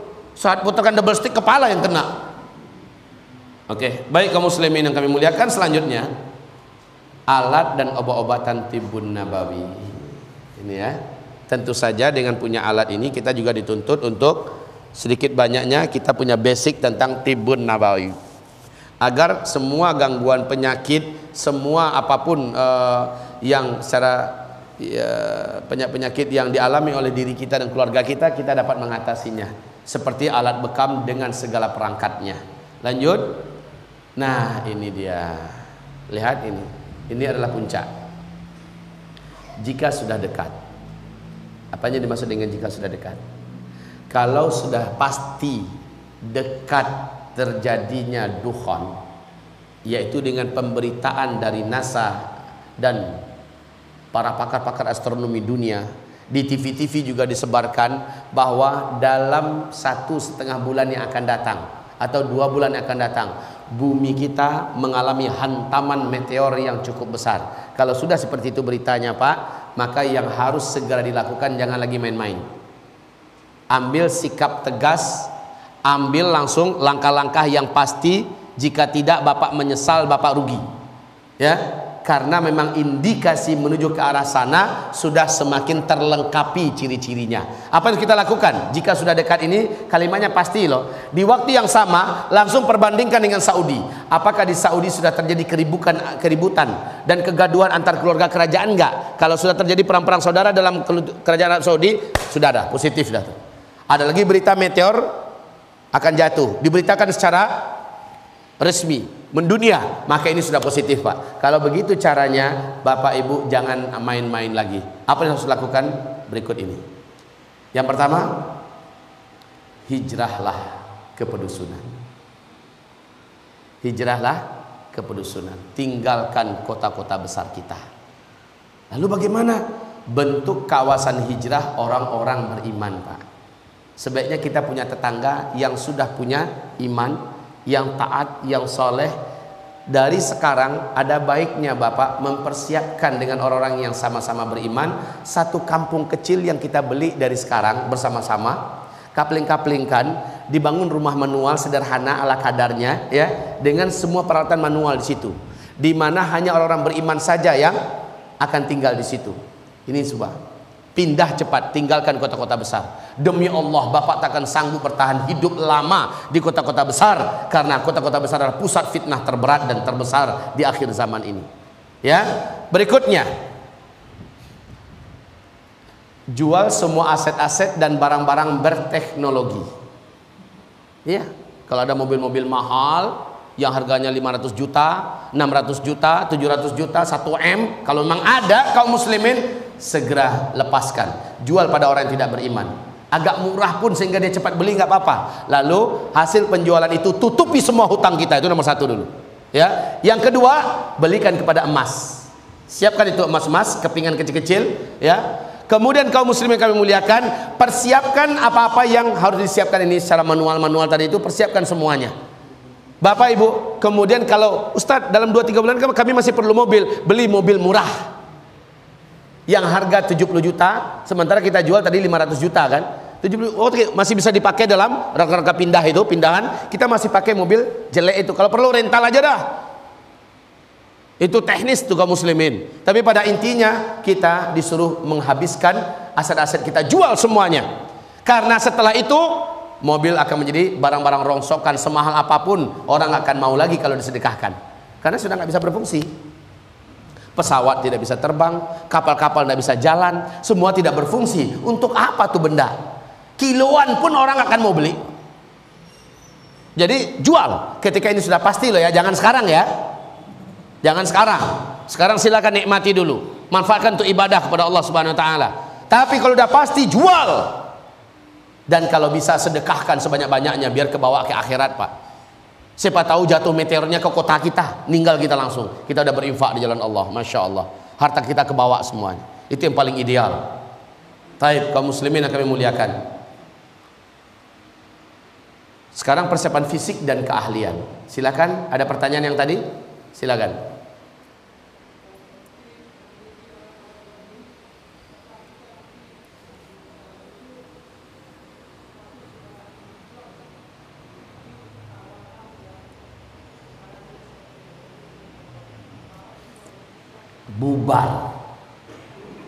Bubar. Dan maaf-maaf yang tidak beriman di antara mereka akan membentuk geng-geng perampok. Akan menjadi komunitas-komunitas mafia dengan persenjataan manual, ngerampok ke sana kemari. Yang tidak beriman di antara mereka, ya, yang beriman mungkin gabung dengan kita. Tapi ingat, senjata-senjata canggih yang ada di tangan orang-orang sekarang itu sudah tidak mampu lagi digunakan. Tapi karena mereka orang-orang terlatih, ya. Karena mereka orang-orang ini, mereka pasti akan bersatu lagi sesama mereka. Yang beriman akan gabung dengan kita, yang tidaknya akan menjadi geng-geng yang merampok ke sana kemari demi mempertahankan hidupnya. Paham, Pak? Ya. Oleh karena itu kita memang perlu melakukan persiapan. Sesungguhnya para polisi, tentara dan sebagainya, mereka akan menjadi bahagian yang terkena fitnah akhir zaman ini. Semoga mereka mendengarkan apa yang saya sampaikan dan juga melakukan persiapan yang sama, ya. Negara bubar atau enggak? Kita lihat sama-sama, lihat aja nanti, Pak. Bubar atau enggaknya sama-sama kita lihat nanti. Cuma saya yakin, Pak, kantor-kantor para pegawai siapa yang mau gaji? Siapa yang mau menggaji? Negara kacau, ekonomi amblas, ya, teknologi musnah. Siapa yang mau menggaji? Tapi saya yakin, Pak. Saya yakin pada saat itu adalah di mana umat Islam, karena prinsip dalam Islam kan wajib mengangkat seorang pemimpin. Umat Islam akan segera mengangkat pemimpin, dan saat itu adalah pemimpin bertauhid yang akan muncul. Allahu Akbar. Insya Allah, Pak, akan kembali muncul di akhir zaman itu. Setiap kota dan negeri-negeri di dunia ini akan ada seorang amirnya, seorang pemimpinnya, yang pada akhirnya nanti akan bergabung dengan Al-Mahdi. Paham, Pak? Orang berimanlah yang punya konsep kepemimpinan yang jelas.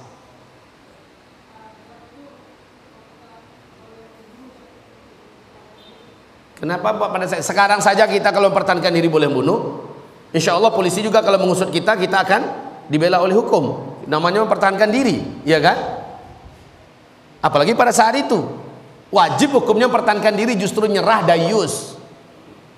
Ya, makanya kaum muslimin sekali lagi saya katakan, apapun perlengkapan perlindungan dan pertahanan diri yang sifatnya manual, dari sekarang nggak apa-apa diansur. Oke? Ya.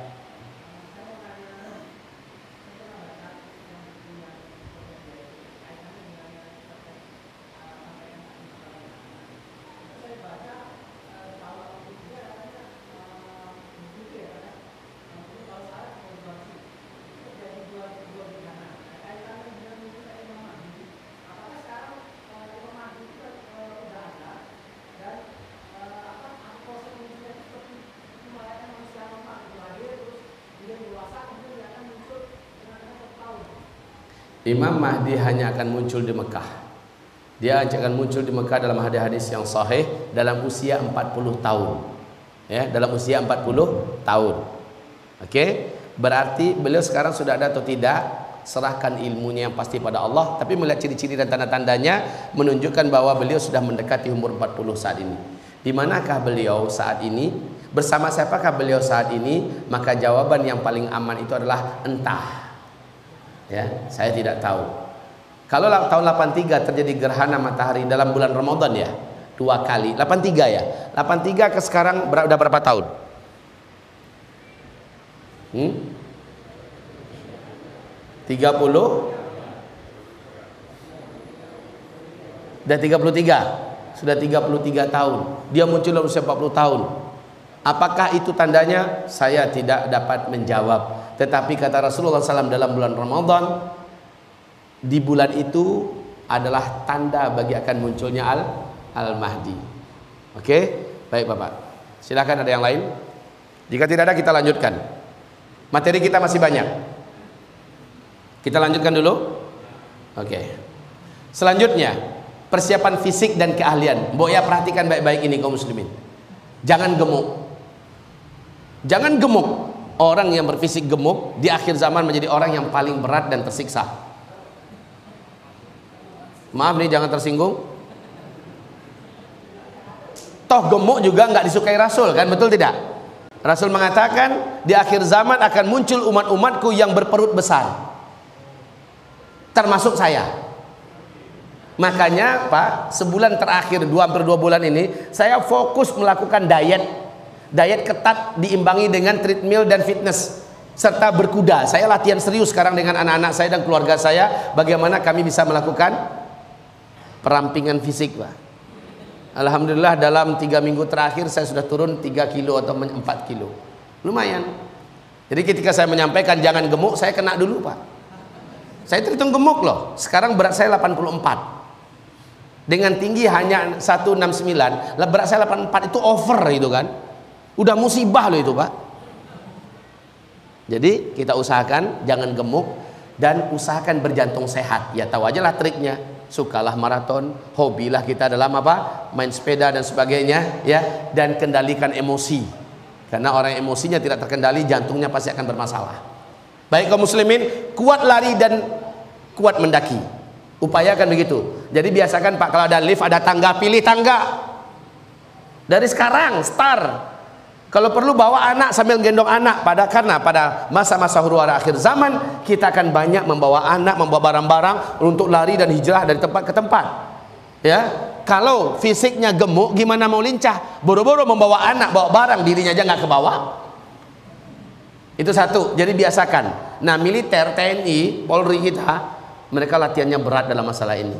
Rasanya setiap umat Islam diperintah untuk agar bugar, sehat dan berfisik ideal. Ya Pak ya. Al-mu'minul qawi khairun wa ahabbu ilallah minal mu'minid dha'if. Oke, persiapan ini ada ruginya enggak? Coba dari semua persiapan yang saya sebutkan tadi itu, ada enggak yang mubazir?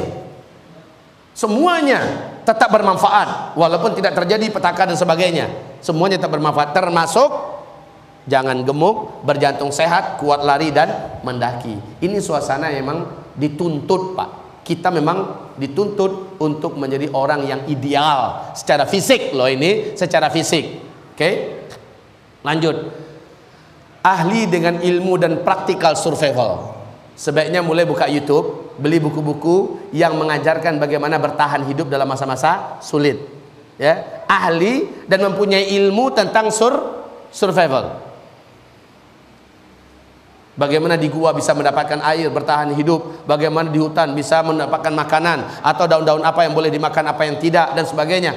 Ya, ini bertahan hidup. Jadi ahli dengan ilmu dan praktikal survival. Ini zaman teknologi canggih. Gadget bapak ini mumpung masih bisa digunakan sekarang, buka, tanyakan sama Mbah Google gimana cara mendapatkan ilmu tentang survival. Dia akan bimbing kita tuh pak.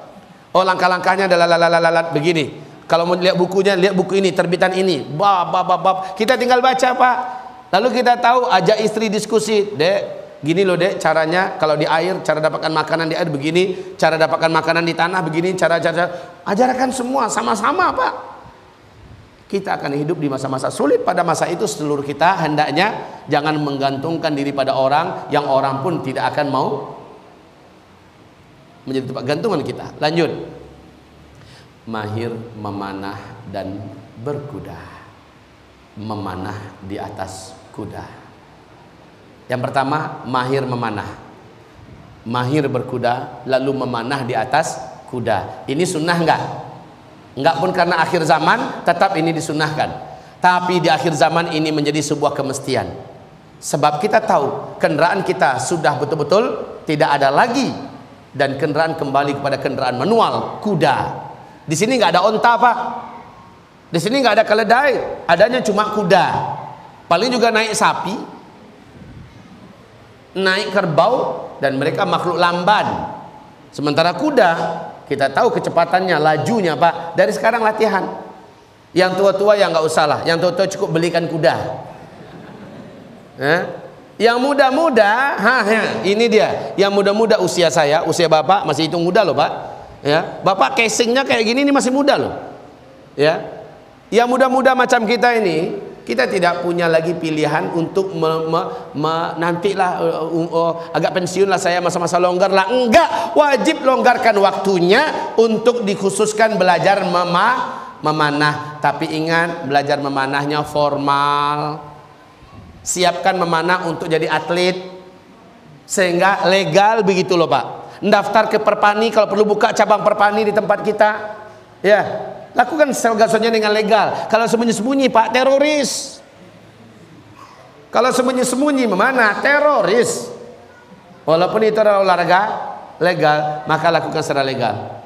Seperti saya katakan, bahkan kami alhamdulillah Perpani Payakumbuh Sumatera Barat diresmikan resmi oleh Pemda kita, oleh wali kota kita. Kemudian kita sudah latihan bersama dengan TNI, alhamdulillah, bahkan di batalion mereka. Ini kita ingin lakukan secara formal, kita tidak ingin main-main. Pesantren saya, alhamdulillah pak, sekarang ini sudah punya kuda 2 ekor. Sudah punya kuda 2 ekor, dan kami sudah menunggang kuda. Bahkan tanggal 14 hari Senin besok, 15-16, saya dan asisten saya Pak Saifullah beserta santri-santri kami yang dalam 6 bulan telah berhasil menghafal Al-Quran lebih 10 juz dan bersih. Mereka dapat hadiah dari kami. Kita bawa mereka ikut sekali dalam training mahir memanah di atas kuda. Berarti berkudanya ahli dulu dong, baru kemudian memanah. Biayanya 1,5 juta. Kita biayai semua pak. Kita tahu ini sebuah pilihan yang bukan lagi untuk ditunda-tunda. Nah bapak bagaimana? Sudah ada naik kuda? Bukan kuda kayu ya, naik kuda beneran. Bapak sekarang cari informasi di mana ada di sini kursus berkuda. Latihan Pak Agim aja udah keren berkuda sekarang, betul nggak? Agim aja sekarang udah keren Pak, memanah di atas kuda, melaju dengan kecepatan, masya Allah. Lah, Ustadz Arifin Ilham, Ustadz Ihsan Tanjung, ini ustadz semuanya sudah melakukan persiapan. Bagaimana dengan Bapak? Masa ya pemimpinnya pakai kuda, Bapak enggak? Pemimpinnya udah laju tadi mana-mana, Bapak tunggu, masa gitu? Nggak keren Pak, main tunggu-tunggu. Ya, baik Bapak Ibu yang kami muliakan, yang tua yang berduit belikan kuda, sudah anak muda latihan. Pahalanya mengalir kepada Bapak semua. Ya, kalau ada apa-apa Bapak bisa numpang di belakangnya dan dia yang melaju. Begitu. Ya, baik kaum muslimin, hari ini kaum muslimin sebenarnya seluruh satu keluarga diharapkan bisa punya satu kuda. Yang kuda ini jadi ajang latihan Dan kalau seandainya ingin dikelola secara profesional, maka ada satu lahan khusus tempat tumpangan kuda para keluarga muslim, di mana mereka diberikan lahan untuk bermain. Ini jadi lahan usaha juga loh Pak. Ini jadi lahan usaha akhir zaman, usaha stable. Silakan nama akhir zaman stable. Benar kaum muslimin yang kami muliakan, jadi tempat latihan berkuda. Lanjut. Menguasai ilmu perobatan Islam. Menguasai, walaupun nggak ahli, setidaknya menguasai tentang bagaimana bekam, bagaimana meruqyah dan sebagainya. Selanjutnya, mengilmui ruqyah dan menguasai praktiknya. Nah, ini energi daripada zikir, energi daripada doa, pusatnya, intinya ada dalam ruqyah. Bagaimana cara kita untuk dapat latihan meruqyah dengan benar, dengan akidah yang benar. Ruqyah mandiri. Ada apa hubungannya ruqyah? Bukankah kata Rasulullah, jika engkau sakit, letakkan telapak tanganmu di tempat yang sakit, lalu bacalah ini, bacalah ini, bacalah ini. Allah akan sembuhkan. Sementara rumah sakit dah tutup, kita memerlukan kemampuan seperti ini kembali. Wajib latihan dan mengilmui tentang masalah ruqyah. Untuk ini saya merekomendasikan Bapak Ibu semua untuk belajar ruqyah mandiri di Rehab Hati. Saya adalah salah seorang pembina di Rehab Hati Foundation, Rehab Hati Qurani. Satu hari pertama khusus kita membedah masalah tazkiyatun nafas, mensucikan kembali akidah dan tauhid. Di hari kedua kita masuk kepada bab mengajarkan bagaimana cara melakukan ruqyah dengan ayat-ayat Allah sesuai sunnah, dengan doa-doa Rasulullah sesuai sunnah. Nah, ini berhubungan erat dengan energi akhir zaman adalah ruqyah. Maka Bapak Ibu, ruqyah bukan lagi perkara yang pantas untuk alah itu cuma untuk ustaz-ustaz. Enggak, untuk seluruh kita. Kita harus pandai meruqyah. Harus pandai meruqyah. Ruqyah mandiri. Baik. Selanjutnya, jauhi makan makanan dan minuman beralkohol dan apapun yang instan. Nanti Bapak akan dengarkan, baca di sini akibat minuman beralkohol atau makan makanan instan. Ketika dukhan terjadi, orang-orang itulah yang akan melepuh kulitnya, yang akan rusak bentuknya akibat dari bercampurnya darahnya dengan bahan-bahan kimia, beralkohol tinggi dan sebagainya. Oleh sebab itu Pak, dari sekarang diangsur-angsur kita talak tigakan makanan-makanan instan, makanan-makanan cepat saji, termasuk ayam instan. Ayam instan itu ayam yang hanya 30 hari udah wajib sembelih, udah wajib dimakan, udah besar. Bapak lihat saja proses pembesaran mereka, proses penyembelihan mereka menjijikkan seluruhnya Pak. Fil ajalah, inna fil ajalah minasyaitan. Semua yang instan itu dari syaitan, baik setan jin atau setan manusia, dan itu bermudarat bagi manusia. Baiknya Bapak tinggalkan deh. Kalau rindu dengan ayam, ayam kampung Pak, sebaiknya Bapak sendiri yang ternak ayam dah. Ya, sapi juga begitu, jangan sapi-sapi suntik, tapi sapi yang alami. Baik kaum muslimin, ini anjuran. Minum-minuman, makan-makan cepat saji, barang-barang beralkohol atau mengandung soda dan segala macamnya, yang apalagi yang semacam Coca-Cola, Sprite, Fanta segala macamnya, ini minum-minuman beracun yang membahayakan. Ulama-ulama Timur Tengah telah membahayakan, telah mengatakan ini haram Pak. Ya, walaupun masyarakatnya yang on, tahu masyarakatnya yang on, masyarakat yang jahil masih mengkonsumsi benda-benda berbahaya macam ini. Baik. Selanjutnya, tidak mengkonsumsi obat-obatan haram atau obat-obat kimia.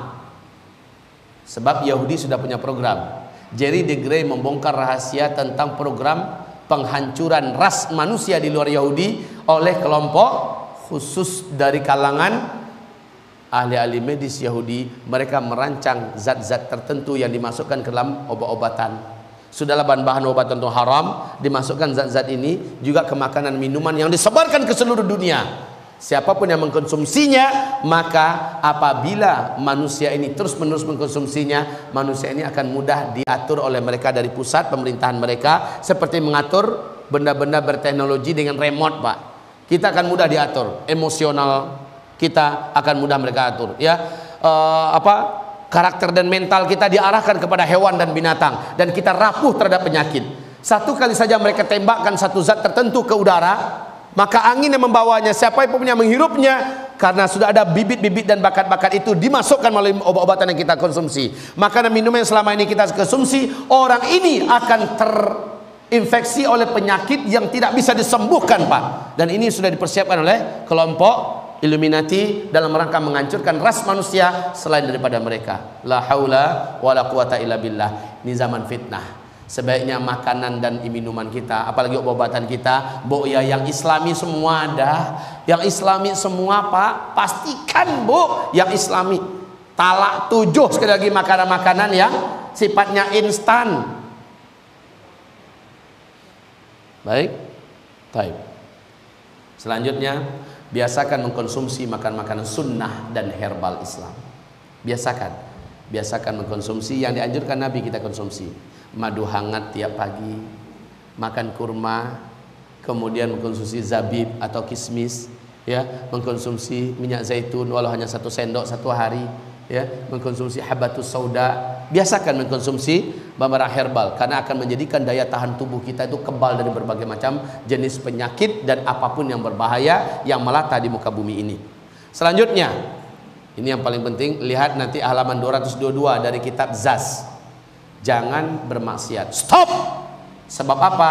Maksiat ternyata seperti kata Abdullah bin Abbas dapat membuat daya tahan tubuh manusia rapuh dan rentan dengan berbagai macam penyakit, mudah tertular oleh penyakit-penyakit yang ada pada orang lain. Maksiat semakin banyak dibuat, semakin mempercepat tuanya orang ini dan melemahnya fisiknya. Dalam hal apa saja, stop bermaksiat karena banyak petaka-petaka bencana-bencana alam dan musibah demi musibah menyebarnya penyakit. Orang-orang yang mempunyai daya tahan fisik yang kuat, mereka adalah orang-orang yang taat dan jauh dari maksiat. Innalil hasanat dhiya'an fil wajh wa nuran fil qalb wa si'atan fil rizq wa quwwatan fil jasad. Dalam ketaatan kebaikan itu adalah kekuatan pada jasad. Itu pernyataan Ibnu Abbas radhiyallahu anhu. Kemudian wa inna lisayyi'ah zulman fil wajh, sawadan fil wajh, zulman fil qalb, dhiqan fil rizq wa dha'fan fil jasad. Lemah fisik, daya tahannya melemah. Coba saja lihat orang yang suka buat maksiat, orang yang suka berzina, orang minum minuman keras, orang yang suka buat maksiat itu daya tahan tubuhnya macam mana, Pak? Lemah seluruhnya. Nah, ketika datang menyebarnya berbagai macam penyakit, datang bencana, dukhan terjadi, orang macam ini yang paling mudah terbias dan kena, Pak. Jadi stop bermaksiat. Stop. Kita zamannya sekarang badiru bil a'mal. Berlomba-lombalah kamu memperbanyak amal soleh. Taib ibarat Allah yang kami muliakan. Ini persiapan fisik tadi. Silakan kalau ada yang bertanya. Sebelum kita masuk persiapan ruhiyah dan amalan. Nah, khusus persiapan ruhiyah dan amalan sebenarnya saya menganjurkan untuk membuka ini kitab. Karena kita banyak rujuk pada halaman demi halaman. Halaman sekian, lihat. Halaman sekian, lihat. Halaman sekian, lihat. Silakan. Ya.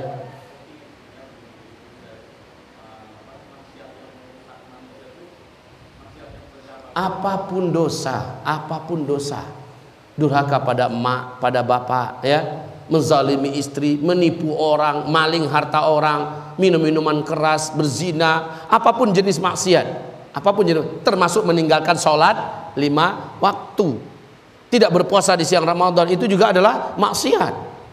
Maksiat itu apapun yang dilarang oleh Allah kita buat, itu maksiat itu, Pak. Begitu ya. Oke, silakan yang lain. Tidak ada? Masih sanggup diteruskan? Masih sanggup? Silakan saksikan berikut ini. Persiapan ruhiyah dan amalan. Salat 5 waktu wajib dijaga berjamaah di masjid. Jaga salat 5 waktunya berjamaah di masjid. Karena Nabi mengatakan, "Idza ra'aita rajulan aktsara khutahu lil masajid fashhadu lahu bil iman." Bila engkau melihat ada orang yang memperbanyak langkahnya menuju ke masjid, maka bersaksilah kalian dia adalah orang yang beriman. Salat 5 waktunya dia kejar ke masjid, itulah tanda orang beriman. Salatnya jangan di rumah, jangan sendirian walaupun berjamaah dengan istri. Jangan. Istri salat on time di rumah, kita di masjid berjamaah dengan imam. Dimanapun berada, Pak, kejar salat berjamaah 5 waktu. Jamaah itu adalah kuwah, kekuatan. Ya. Kemudian bentuk dan bersatulah dengan komunitas orang-orang yang soleh, yang beriman dan bertauhid, dan yang faham tentang akhir zaman. Bentuk sekarang komunitasnya. Mungkin saya akan fasilitasi Bapak nanti suatu hari bagaimana komunitas kita ini bisa bergabung walaupun masih menggunakan teknologi, kita bergabung secara dunia maya dulu. Ya, kita satukan komunitas ini. Di mana ketika ada terjadi sesuatu, kemana Bapak Ibu diarahkan, apa langkah yang dilakukan, kita sudah satu komando. Setuju tidak? Ya, komunitas ini dari Bapak juga, umpamanya ini perumahan ya.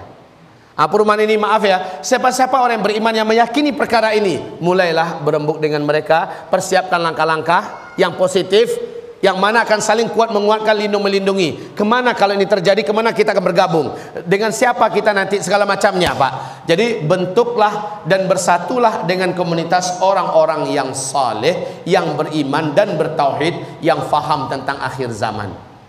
Begitu. Oke? Sementara saya akan arahkan Bapak kepada website kami, www.zulkifli5.com. Nanti yang terakhir saya akan tayangkan itu semua agar Bapak bisa bergabung dulu dalam komunitas akhir zaman ya. Dalam rangka bagaimana Bapak nanti yang umpamanya orang-orang Bekasi. Nah, orang-orang Bekasi kemana saja mereka, siapa-siapa saja komunitas mereka, Bapak mulai bisa menjalin komunikasi sama mereka dalam rangka menghadapi segala petaka, huru-hara dan keributan-keributan yang pasti terjadi di akhir zaman. Bapak sudah punya komunitas. Nanti tinggal janjian ketemu di Anu. Bawa barang-barang ini, bawa anak bini, kita akan melangkah ke Anu. Udah jelas Pak. Ya, baik. Dan juga memang kita diperlukan nanti tinggal di suatu tempat yang hanya diisi oleh orang beriman, agar yang ada tetangga yang tidak beriman, lalu ketika dia lapar kita yang digarapnya Pak. Ya, kita cari tetangga-tetangga yang beriman, yang dengan keberkahan zikir dan doa orang-orang beriman satu komplek itu, Allah membela, menolong orang-orang beriman yang ada di situ. Lanjut, istiqomahlah dengan amalan-amalan sunnah yang paling besar pahalanya. Nah, apa contohnya? Contohnya berikut ini. Salat sunat rawatib qabliyah dan ba'diyah, istiqomah kerjakan dimanapun, kapanpun. Tahajud, duha dan salat sunat syuruk ya, sunat syuruk, tahajud, duha kerjakan walau hanya witir, karena kecapean witir aja dapat, jadilah kerjakan dengan rutin dan simultan, istiqomah. Begitu juga duha Pak, ini amal-amalan yang berat, memang amal-amalan yang berat, cuma pahalanya dahsyat. Karena kata Nabi, badiru bil a'mal, berlomba-lombalah kamu memperbanyak amal. Ini amalan-amalan yang dimaksud, yaitu amalan sunat. Selanjutnya puasa sunat, seperti puasa Senin Kamis ya, puasa Daud, puasa Bid ya. Ini adalah puasa-puasa contoh, ini juga puasa Syawal dan puasa-puasa ini sunnahkan lainnya. Ibarat Allah yang kami muliakan, selanjutnya umroh pada bulan Ramadan. Kalau ada rezeki Pak, full Ramadan ahsan. Bapak tahu, sholat di tanah suci di Masjidil Haram nilainya dibandingkan kita yang sholat di sini sama dengan 100.000 kali lipat sholat. Satu kali Bapak sholat isya di Masjidil Haram nilainya sama dengan 100.000 kali lipat sholat. Itu kita kerjakan di bulan Ramadan lagi. Allahu Akbar. Jadi kalau bisa Pak, full Ramadan, mengejar ketertinggalan amalan kita selama ini. Belum lagi ada tahajudnya di tanah haram, ada lagi duhanya di tanah haram, ada tawafnya tanah haram, membaca Quran di tanah haram. Masya Allah. Kalau nggak bisa minimal itu 15 hari di tanah suci bulan Ramadan ya. Baik, berikutnya mengejar pahala besar paket Jumat. Loh, apa maksudnya ini? Bapak paham? Siapa yang mengejar hari Jumat, diawali dengan niatnya mandi bersih-bersih, bersabun, bersampo. Setelah itu dia mandi untuk hari Jumat dengan cara mandi junub. Kemudian dia berangkat ke masjid lebih awal, lalu dia ambil posisi paling dekat dengan imam. Kemudian selama di masjid sampai khatib naik, dia tidak melakukan hal-hal yang lagha seperti ngobrol atau buka chattingan, ngirim WhatsApp segala macamnya, enggak. Dia zikir, baca Quran atau berdoa. Apabila itu dia lakukan, kata Rasulullah, kana lahu likulli khatwatin, maaf, dia berjalan kaki ke masjid, tidak menunggangi kendaraan. Orang yang melakukan itu, kata Rasulullah, kana lahu fi kulli khatwatin minha ajru sanatin siyamiha wa qiyamiha. Dia berhak mendapatkan pahala 1 tahun setiap 1 langkah loh ini ya. Pahala 1 tahun puasa, 1 tahun tahajud setiap 1 langkah. Jadi akselerasi amal soleh macam ini harus dikejar, Pak. Hari Jumat loh. Jadi jangan sampai orang udah mau azan baru menuju ke masjid, nggak sempat mandi lagi, pakai motor lagi, ya Pak. Jadi kemana-mana di masjid hari Jumat khususkan kita jalan kaki. Kalau perlu rumahnya cuma 200 meter, muter yang nggak jauh. Memperbanyak langkah loh. 1 langkah itu pahalanya berapa tadi? 1 tahun pahala puasa dan 1 tahun pahala qiyamul lail tahajud. Subhanallah. Ya, makanya ini mengejar pahala besar paket Jumat. Ibu-ibu gigit jari itu di bawah. Lah kami enggak Jumatan, gimana Pak Ustaz? Kata Rasulullah kepada Asma, ya, Asma jadi delegasi kaum wanita, semua pahala Jumat suamimu kamu akan dapatkan seluruhnya. Asal kamu mendukung suamimu, kamu taat kepada suamimu, kamu jaga harta suamimu, kamu coba mencari ridho suamimu, dan kamu jaga anak-anak suamimu, kamu rawat baik-baik. Kalau itu kamu lakukan, semua pahala suamimu yang kamu dapatkan di luar, kamu mendapatkannya di rumah sebanyak yang suamimu dapatkan. Enak bener loh Pak ya. Dia tenang-tenang di rumah, santai-santai di rumah, semua pahala yang jungkir balik kita dapatkannya di luar, dapat dia tanpa mengurangi pahala kita sedikit pun. Ya Bu ya, coba ibu-ibu yang kami muliakan dimanapun berada, dukung suaminya untuk ketaatan. Taatlah pada suaminya, cari ridho suaminya, jagalah diri, jagalah kemaluan, dan jagalah harta dan anak-anak suami. Insya Allah semua pahala suami yang dibuat di luar, termasuk salat Jumatnya, bahkan infak suami di luar, bahkan zakat suami, bahkan jihad suami, istri dapat sepenuhnya tanpa mengurangi pahala suami sedikit pun. Subhanallah. Lanjut. Hafalkan Quran surah Al-Kahfi 10 ayat pertama atau 10 ayat terakhir. Hafalkan surah Al-Kahfi. Karena kata Rasulullah, kalau sempat kamu berpapasan dengan Dajjal. Nih kalau ada orang beriman berpapasan dengan Dajjal, dia hafal surah Al-Kahfi, dia baca tuh surat. Nggak mempan yang lain Pak. Yasin wal Qur'anil Hakim. Dajjal di depannya. Salah baca tuh kata Dajjal. Kalau ente mau selamat dari saya 10 ayat Al-Kahfi, khalas ente mangsa saya. Betul loh Pak. Rasulullah merekomendasikan. Coba nanti dilihat di sini bagaimana penekanan Rasulullah yang menekankan umatnya hafal surah Al-Kahfi 10 ayat pertama atau 10 ayat terakhir. Ayat ini yang dibaca saat kita berpapasan secara tiba-tiba dengan Dajjal. Jangan tatap wajahnya, jangan lihat matanya, alihkan mata kita lalu bacakan surah Al-Kahfi dengan suara jahar di depannya. A'udzubillahi minasyaitonirrajim. Bismillahirrahmanirrahim. Alhamdulillahilladzi anzala ala 'abdihil kitab. Terus baca sampai 10 ayat ya. Selesai ulang balik. Jangan ngintip-ngintip Pak. Ya, terus baca. Nanti baru berhenti kita selesai bacanya saat kita merasakan sudah hening sekitar kita. Berarti dajjalnya sudah tidak ada. Kita sudah selamat. Baca ini. Kalau Dajjal masuk ke kota-kota kamu, kata Rasulullah, masuk ke rumah-rumah, tutup pintu-pintu kamu, tutup jendela kamu, baca surah Al-Kahfi dalam rumah kamu. Ya, sampai kamu dengar Dajjal sudah tidak ada lagi di kota kita, baru kita selesai membaca surat Al-Kahfi. Nah, bagaimana kalau kita nggak hafal surah Al-Kahfi? Ketemu dengan Dajjal. Om Dajjal, sebentar Om Dajjal, saya cari Quran dulu. Mana laku? Langsung tuh Pak jadi pengikut Dajjal. Oleh sebab itu ini bukan lagi pilihan. Sekali lagi saya katakan ini adalah sebuah kemestian. Harus hafal surah Al-Kahfi 10 ayat pertama. Kalau azam Bapak kuat, Pak Ustadz saya lupa, minta tolong pada Allah. Allah yang akan masukkan hafalan itu. Yang penting tekad Bapak serius. Bapak tunjukkan. Walaupun 1 ayat 1 minggu hafalnya, lebih baik Bapak mulai 10 minggu Bapak sudah hafal 10 ayat. Masa iya ada yang begitu bekeratnya otaknya? Bakare kada utaknya. Ya. Selama 1 minggu hafalnya cuma 1 ayat, kan terlalu namanya. Tapi taib, lebih baik daripada dia tidak memulai. Oke? Bapak Ibu ajak lomba istrinya, Pak. Ajak lomba anaknya. Ya. Lanjut. Targetkan khatam lebih sering baca Al-Quran dengan suara jahar. Sampai datangnya petaka ini, Bapak targetkan, saya harus selesai mengkhatamkan Al-Quran karena Allah. Kalau perlu Pak, ajak komunitas 10 orang, 7 orang, ajak mereka saling berlomba memperbanyak khatam Quran, bukan untuk riaan, tapi untuk mencari kawan semangat. Sudah berapa kali kamu? Saya baru 2,5, saya baru 2, kalah saya ya. Lanjutkan, tapi ini akan tetap karena Allah. Ada kawan yang menghasung dan mengingatkan kita. Kamu gimana? Lagi futur nih. Jangan futur, udah dekat loh ini. Ya, ayo kasih semangat antar satu dengan yang lain. Baik.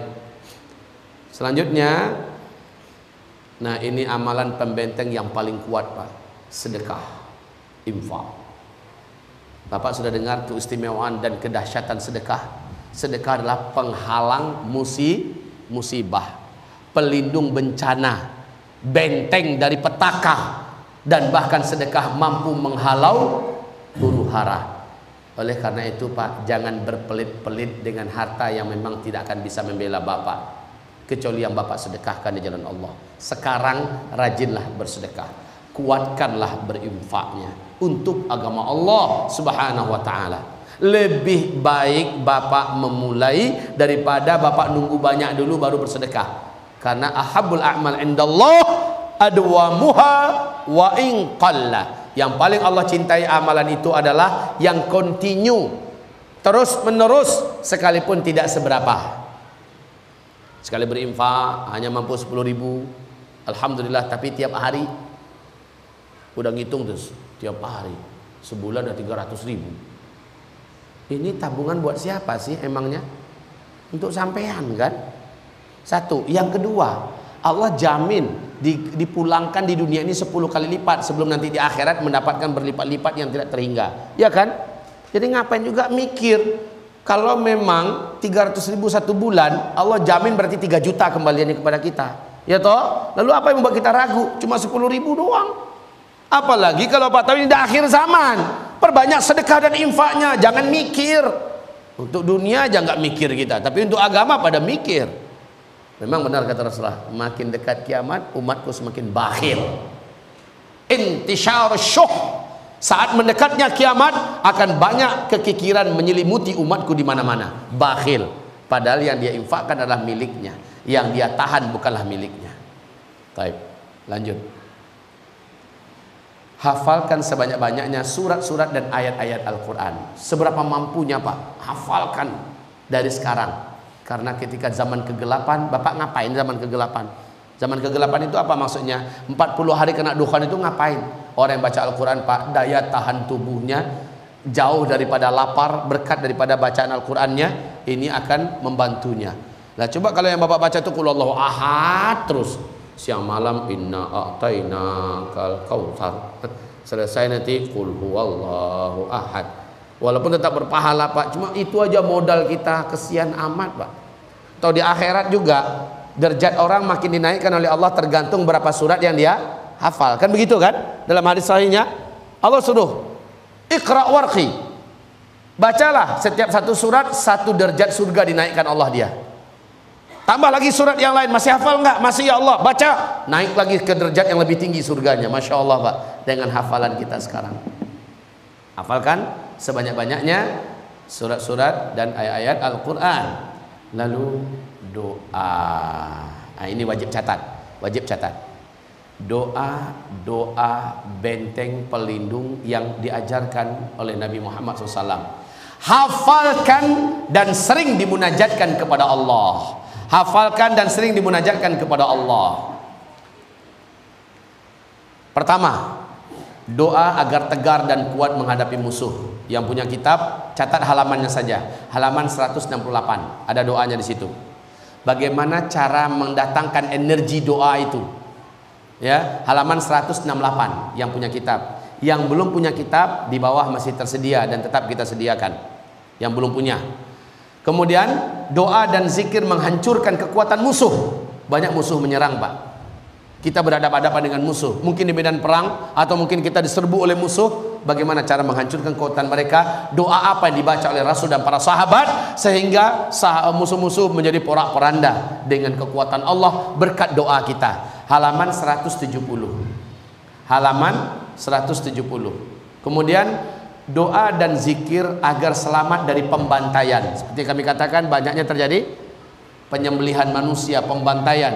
Orang-orang penjahat-penjahat datang ke rumah-rumah kita, ke kampung-kampung kita dan sebagainya. Halaman 175 ada doanya. Insya Allah Bapak baca doa itu, Allah akan menjadikan Bapak termasuk yang selamat dari pembantaian itu. Di sini ada diceritakan kisah-kisah salafus saleh di mana mereka membacakan doa-doa ini, mereka diselamatkan oleh Allah Subhanahu wa taala. Doa minta syahid dan husnul khatimah. Perbanyak doa ini. Perbanyak doa ini. Man sarrahu astajib Allahu lahu 'inda syada'id wal karib falyukthir ad-du'a 'inda ar-raha. Doa dan zikir menghadapi sakit dan penderitaan. Nah, bagaimana menyembuhkan penyakit kita ketika teknologi nggak ada, rumah sakit pada tutup, apa doanya? Apa yang harus dibuat? Lah halaman 183. Nanti baca situ ya. Ada kisah dari Sahih Bukhari dan Muslim, yakni yang menceritakan sahabat Nabi Utsman bin Abil As, bagaimana dia dapat merawat penyakitnya hanya dengan doa, hanya dengan zikir tertentu yang diajarkan Nabi. Apa dia? Silahkan rujuk pada halaman 183. Dan ini Pak, sekali lagi hafalkan dan sering praktekkan supaya nggak mudah lupa. Kemudian doa agar tidak sesat dan murtad. Nah, banyak penyesatan dan banyak pemurtadan terjadi. Itu pada halaman 196. Nanti dilihat pada halaman 196. Doa agar tidak sesat dan murtad. Apa doa yang dibaca? Lanjut, doa agar istiqomah beribadah. Bisa jadi Bapak dengarkan ceramah ini, semangat nih, saya mau banyak ibadah nih, saya mau berubah. Semangatnya cuma 3 hari, 1 minggu paling lama, mulai mengendor lagi. Nah, supaya semangat ini tetap terjaga, ngejos terus, kenapa? Silakan ikuti doa yang diajarkan Nabi SAW di halaman 199. Taib.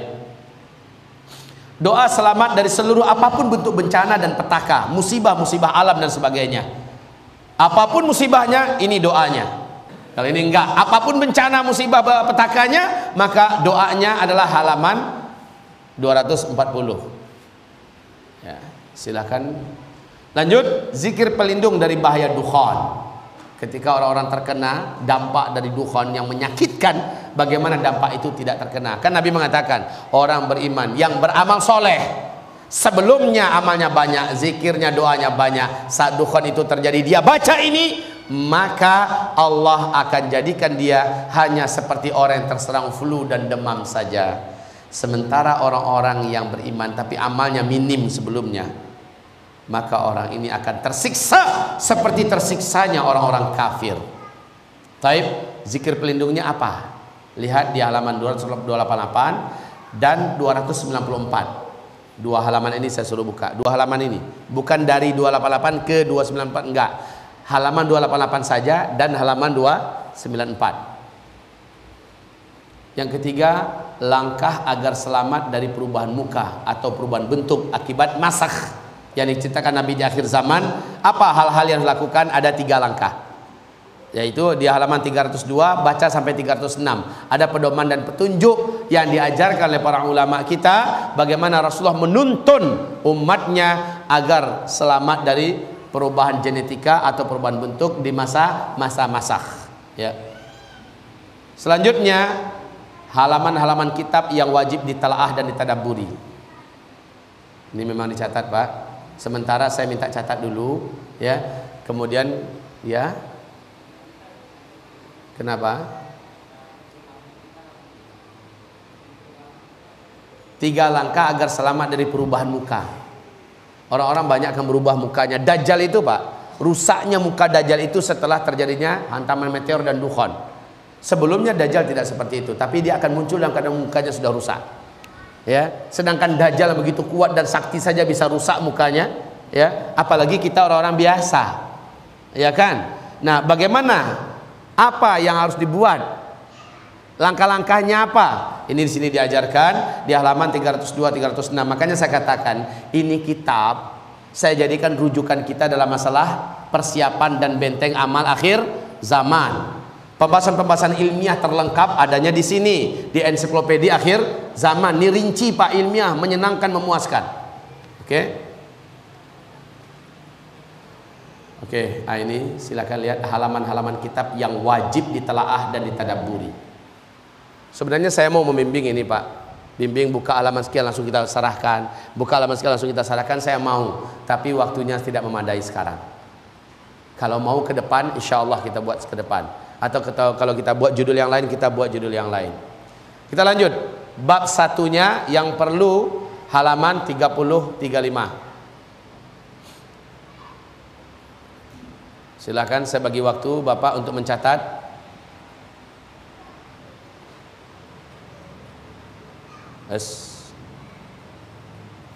Ya, silakan lihat dulu.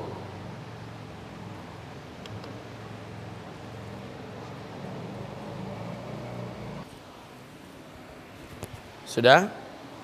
Langsung ke halaman berikutnya.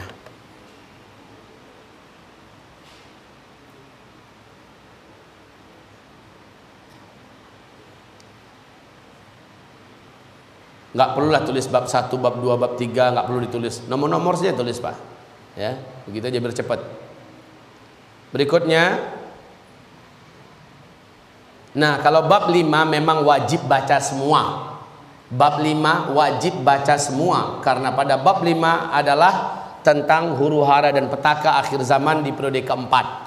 Bagaimana antisipasi yang diajarkan Nabi SAW ada pada bab yang kelima, wajib baca semua. Fokuskan membaca fitnah Duhaimah pada halaman 193. Fokuskan membaca. Ini masih di bab 5 loh itu. Kenapa saya katakan fokus? Orang yang selamat dari fitnah Duhaimah, mereka lah yang akan selamat daripada fitnah Dajjal. Tapi orang yang tidak selamat dari fitnah Duhaimah, maka dia akan menjadi pengikut Dajjal. Pastikan itu. Apa itu fitnah Duhaimah? Apakah saya masih termasuk di antara orang yang selamat atau sudah ada di dalamnya? Nauzubillah. Lihat berikutnya, bab yang berikutnya, kiat-kiat memunculkan kedahsyatan energi zikir dan doa. Ya.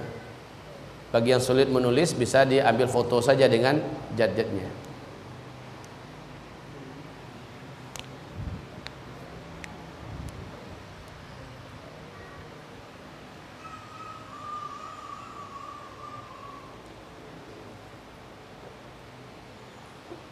Perhatikan Pak, yang saya buat tebal ini sangat urgen sekali.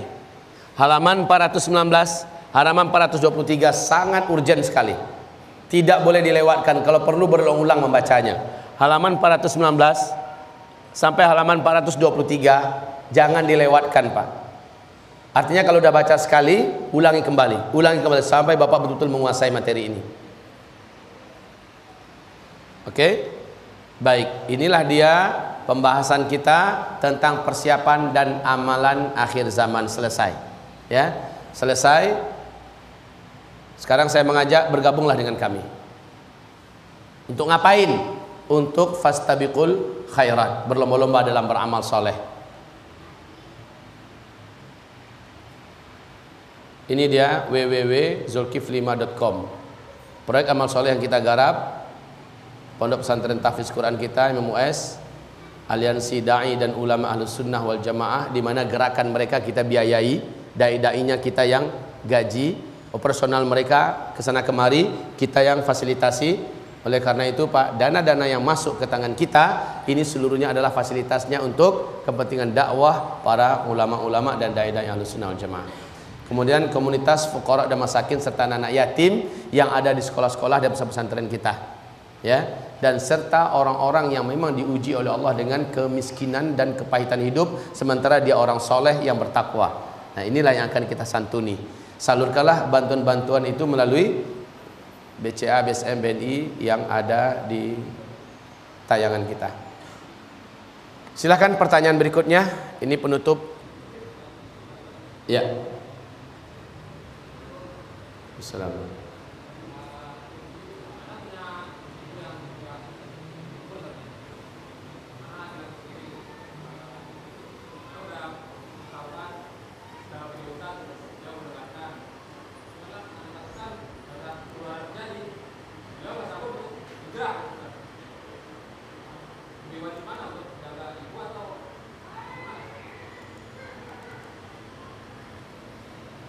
Menjaga apa? Nggak mau diajak.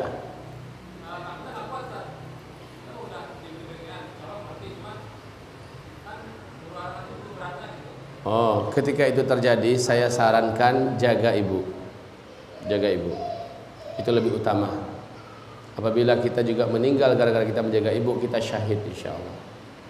Ya. Sebaiknya bawa ibu walaupun harus digendong. Ya, walaupun harus digendong. Oke. Jangan tinggalkan.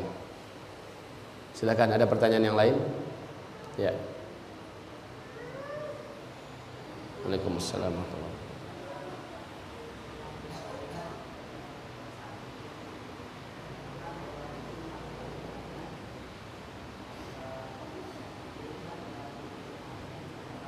Coba agak maju ke depan, suaranya kurang terdengar.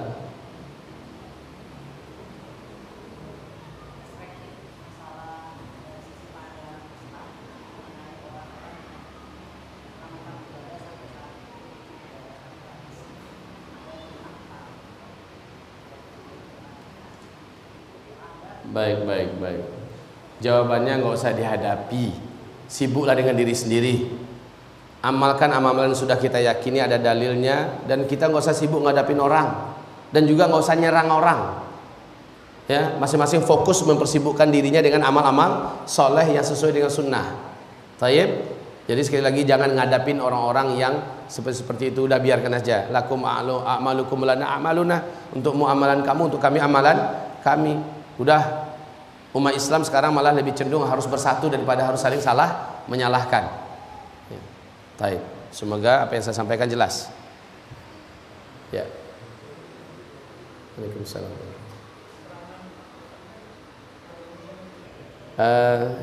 Yang jelas di dalam Al-Quran di 4 surat Allah menyumumkan menjelang kiamat bumi ini akan kembali mengalami hantaman meteor, pecahan batu ruang angkasa, yang mana Rasulullah juga menyebutkan petaka itu akan terjadi sebagai awal daripada tanda besar kiamat. Ya. Kemudian menurut para pakar dan astronomi dunia seperti Michel Penn menjelaskan bahwa meteor ini akan menghantarkan manusia kepada kehilangan teknologi selama-lamanya. Dan Rasulullah juga menyebutkan saat Al-Mahdi muncul kalian sudah tidak berteknologi lagi, ya kan? Nah itu Pak, ringkasnya seperti itu. Sementara menurut NASA Amerika, bumi kita ada di tahun terakhir di tengah-tengah arus ruang angkasa, arus sungai meteor di ruang angkasa. Peluang bumi kita mengalami hantaman meteor itu selalu ada, dan kita tidak dapat memastikan, serahkan ilmunya pada Allah. Begitu loh Pak. Ya, penjelasan ringkasnya begitu. Oke? Ya. Waalaikumsalam. Terus anak-anak akil baligh, anak-anak yang belum akil baligh, mereka tidak akan pernah terkena fitnah dajjal. Ya. Boleh jadi anak-anak ketika itu wallahu alam, ini hanya Allah yang Maha tahu, Allah wafatkan terlebih dahulu. Wallahu alam. Sebab apa kaum muslimin? Anak-anak adalah orang yang paling lemah dalam menghadapi berbagai macam tekanan berat hidup. Ketika makanan tidak ada, ketika penyakit merajalela, yang paling cepat musnah siapa? Anak-anak. Bisa jadi Pak. Wallahu alam. Sekali lagi, Bapak punya anak-anak kecil? Saya juga banyak. Saya yakin lebih banyak anak saya beranak Bapak. Anak saya baru 15. Kecil-kecil semua. Jadi kalau Bapak gelisah, saya juga sama. Cuma yang paling enaknya kegelisahan ini jadi hilang kalau kita berpasrah dan tawakal kepada Allah. Yang paling pasti kita lakukan sekarang adalah amal apa yang bisa saya buat hari ini. Ya, saya tidak mau sibuk bagaimana anak saya nanti, itu urusannya pada Allah dah. Kita aja nggak keurus, nanti apalagi ngurus anak. Yang penting sekarang ini, hari ini apa bisa dibuat, prestasi apa, amal apa yang bisa saya hari ini buat. Begitu Pak. Ya. Cukup insya Allah. Cukup. Saya ngisi di Menteng habis zuhur ini. Ya, saya rasa cukup sampai di sini Bapak Ibu. Semoga bermanfaat apa yang kami sampaikan, dan Allah mengampuni dosa-dosa dan kesalahan kami.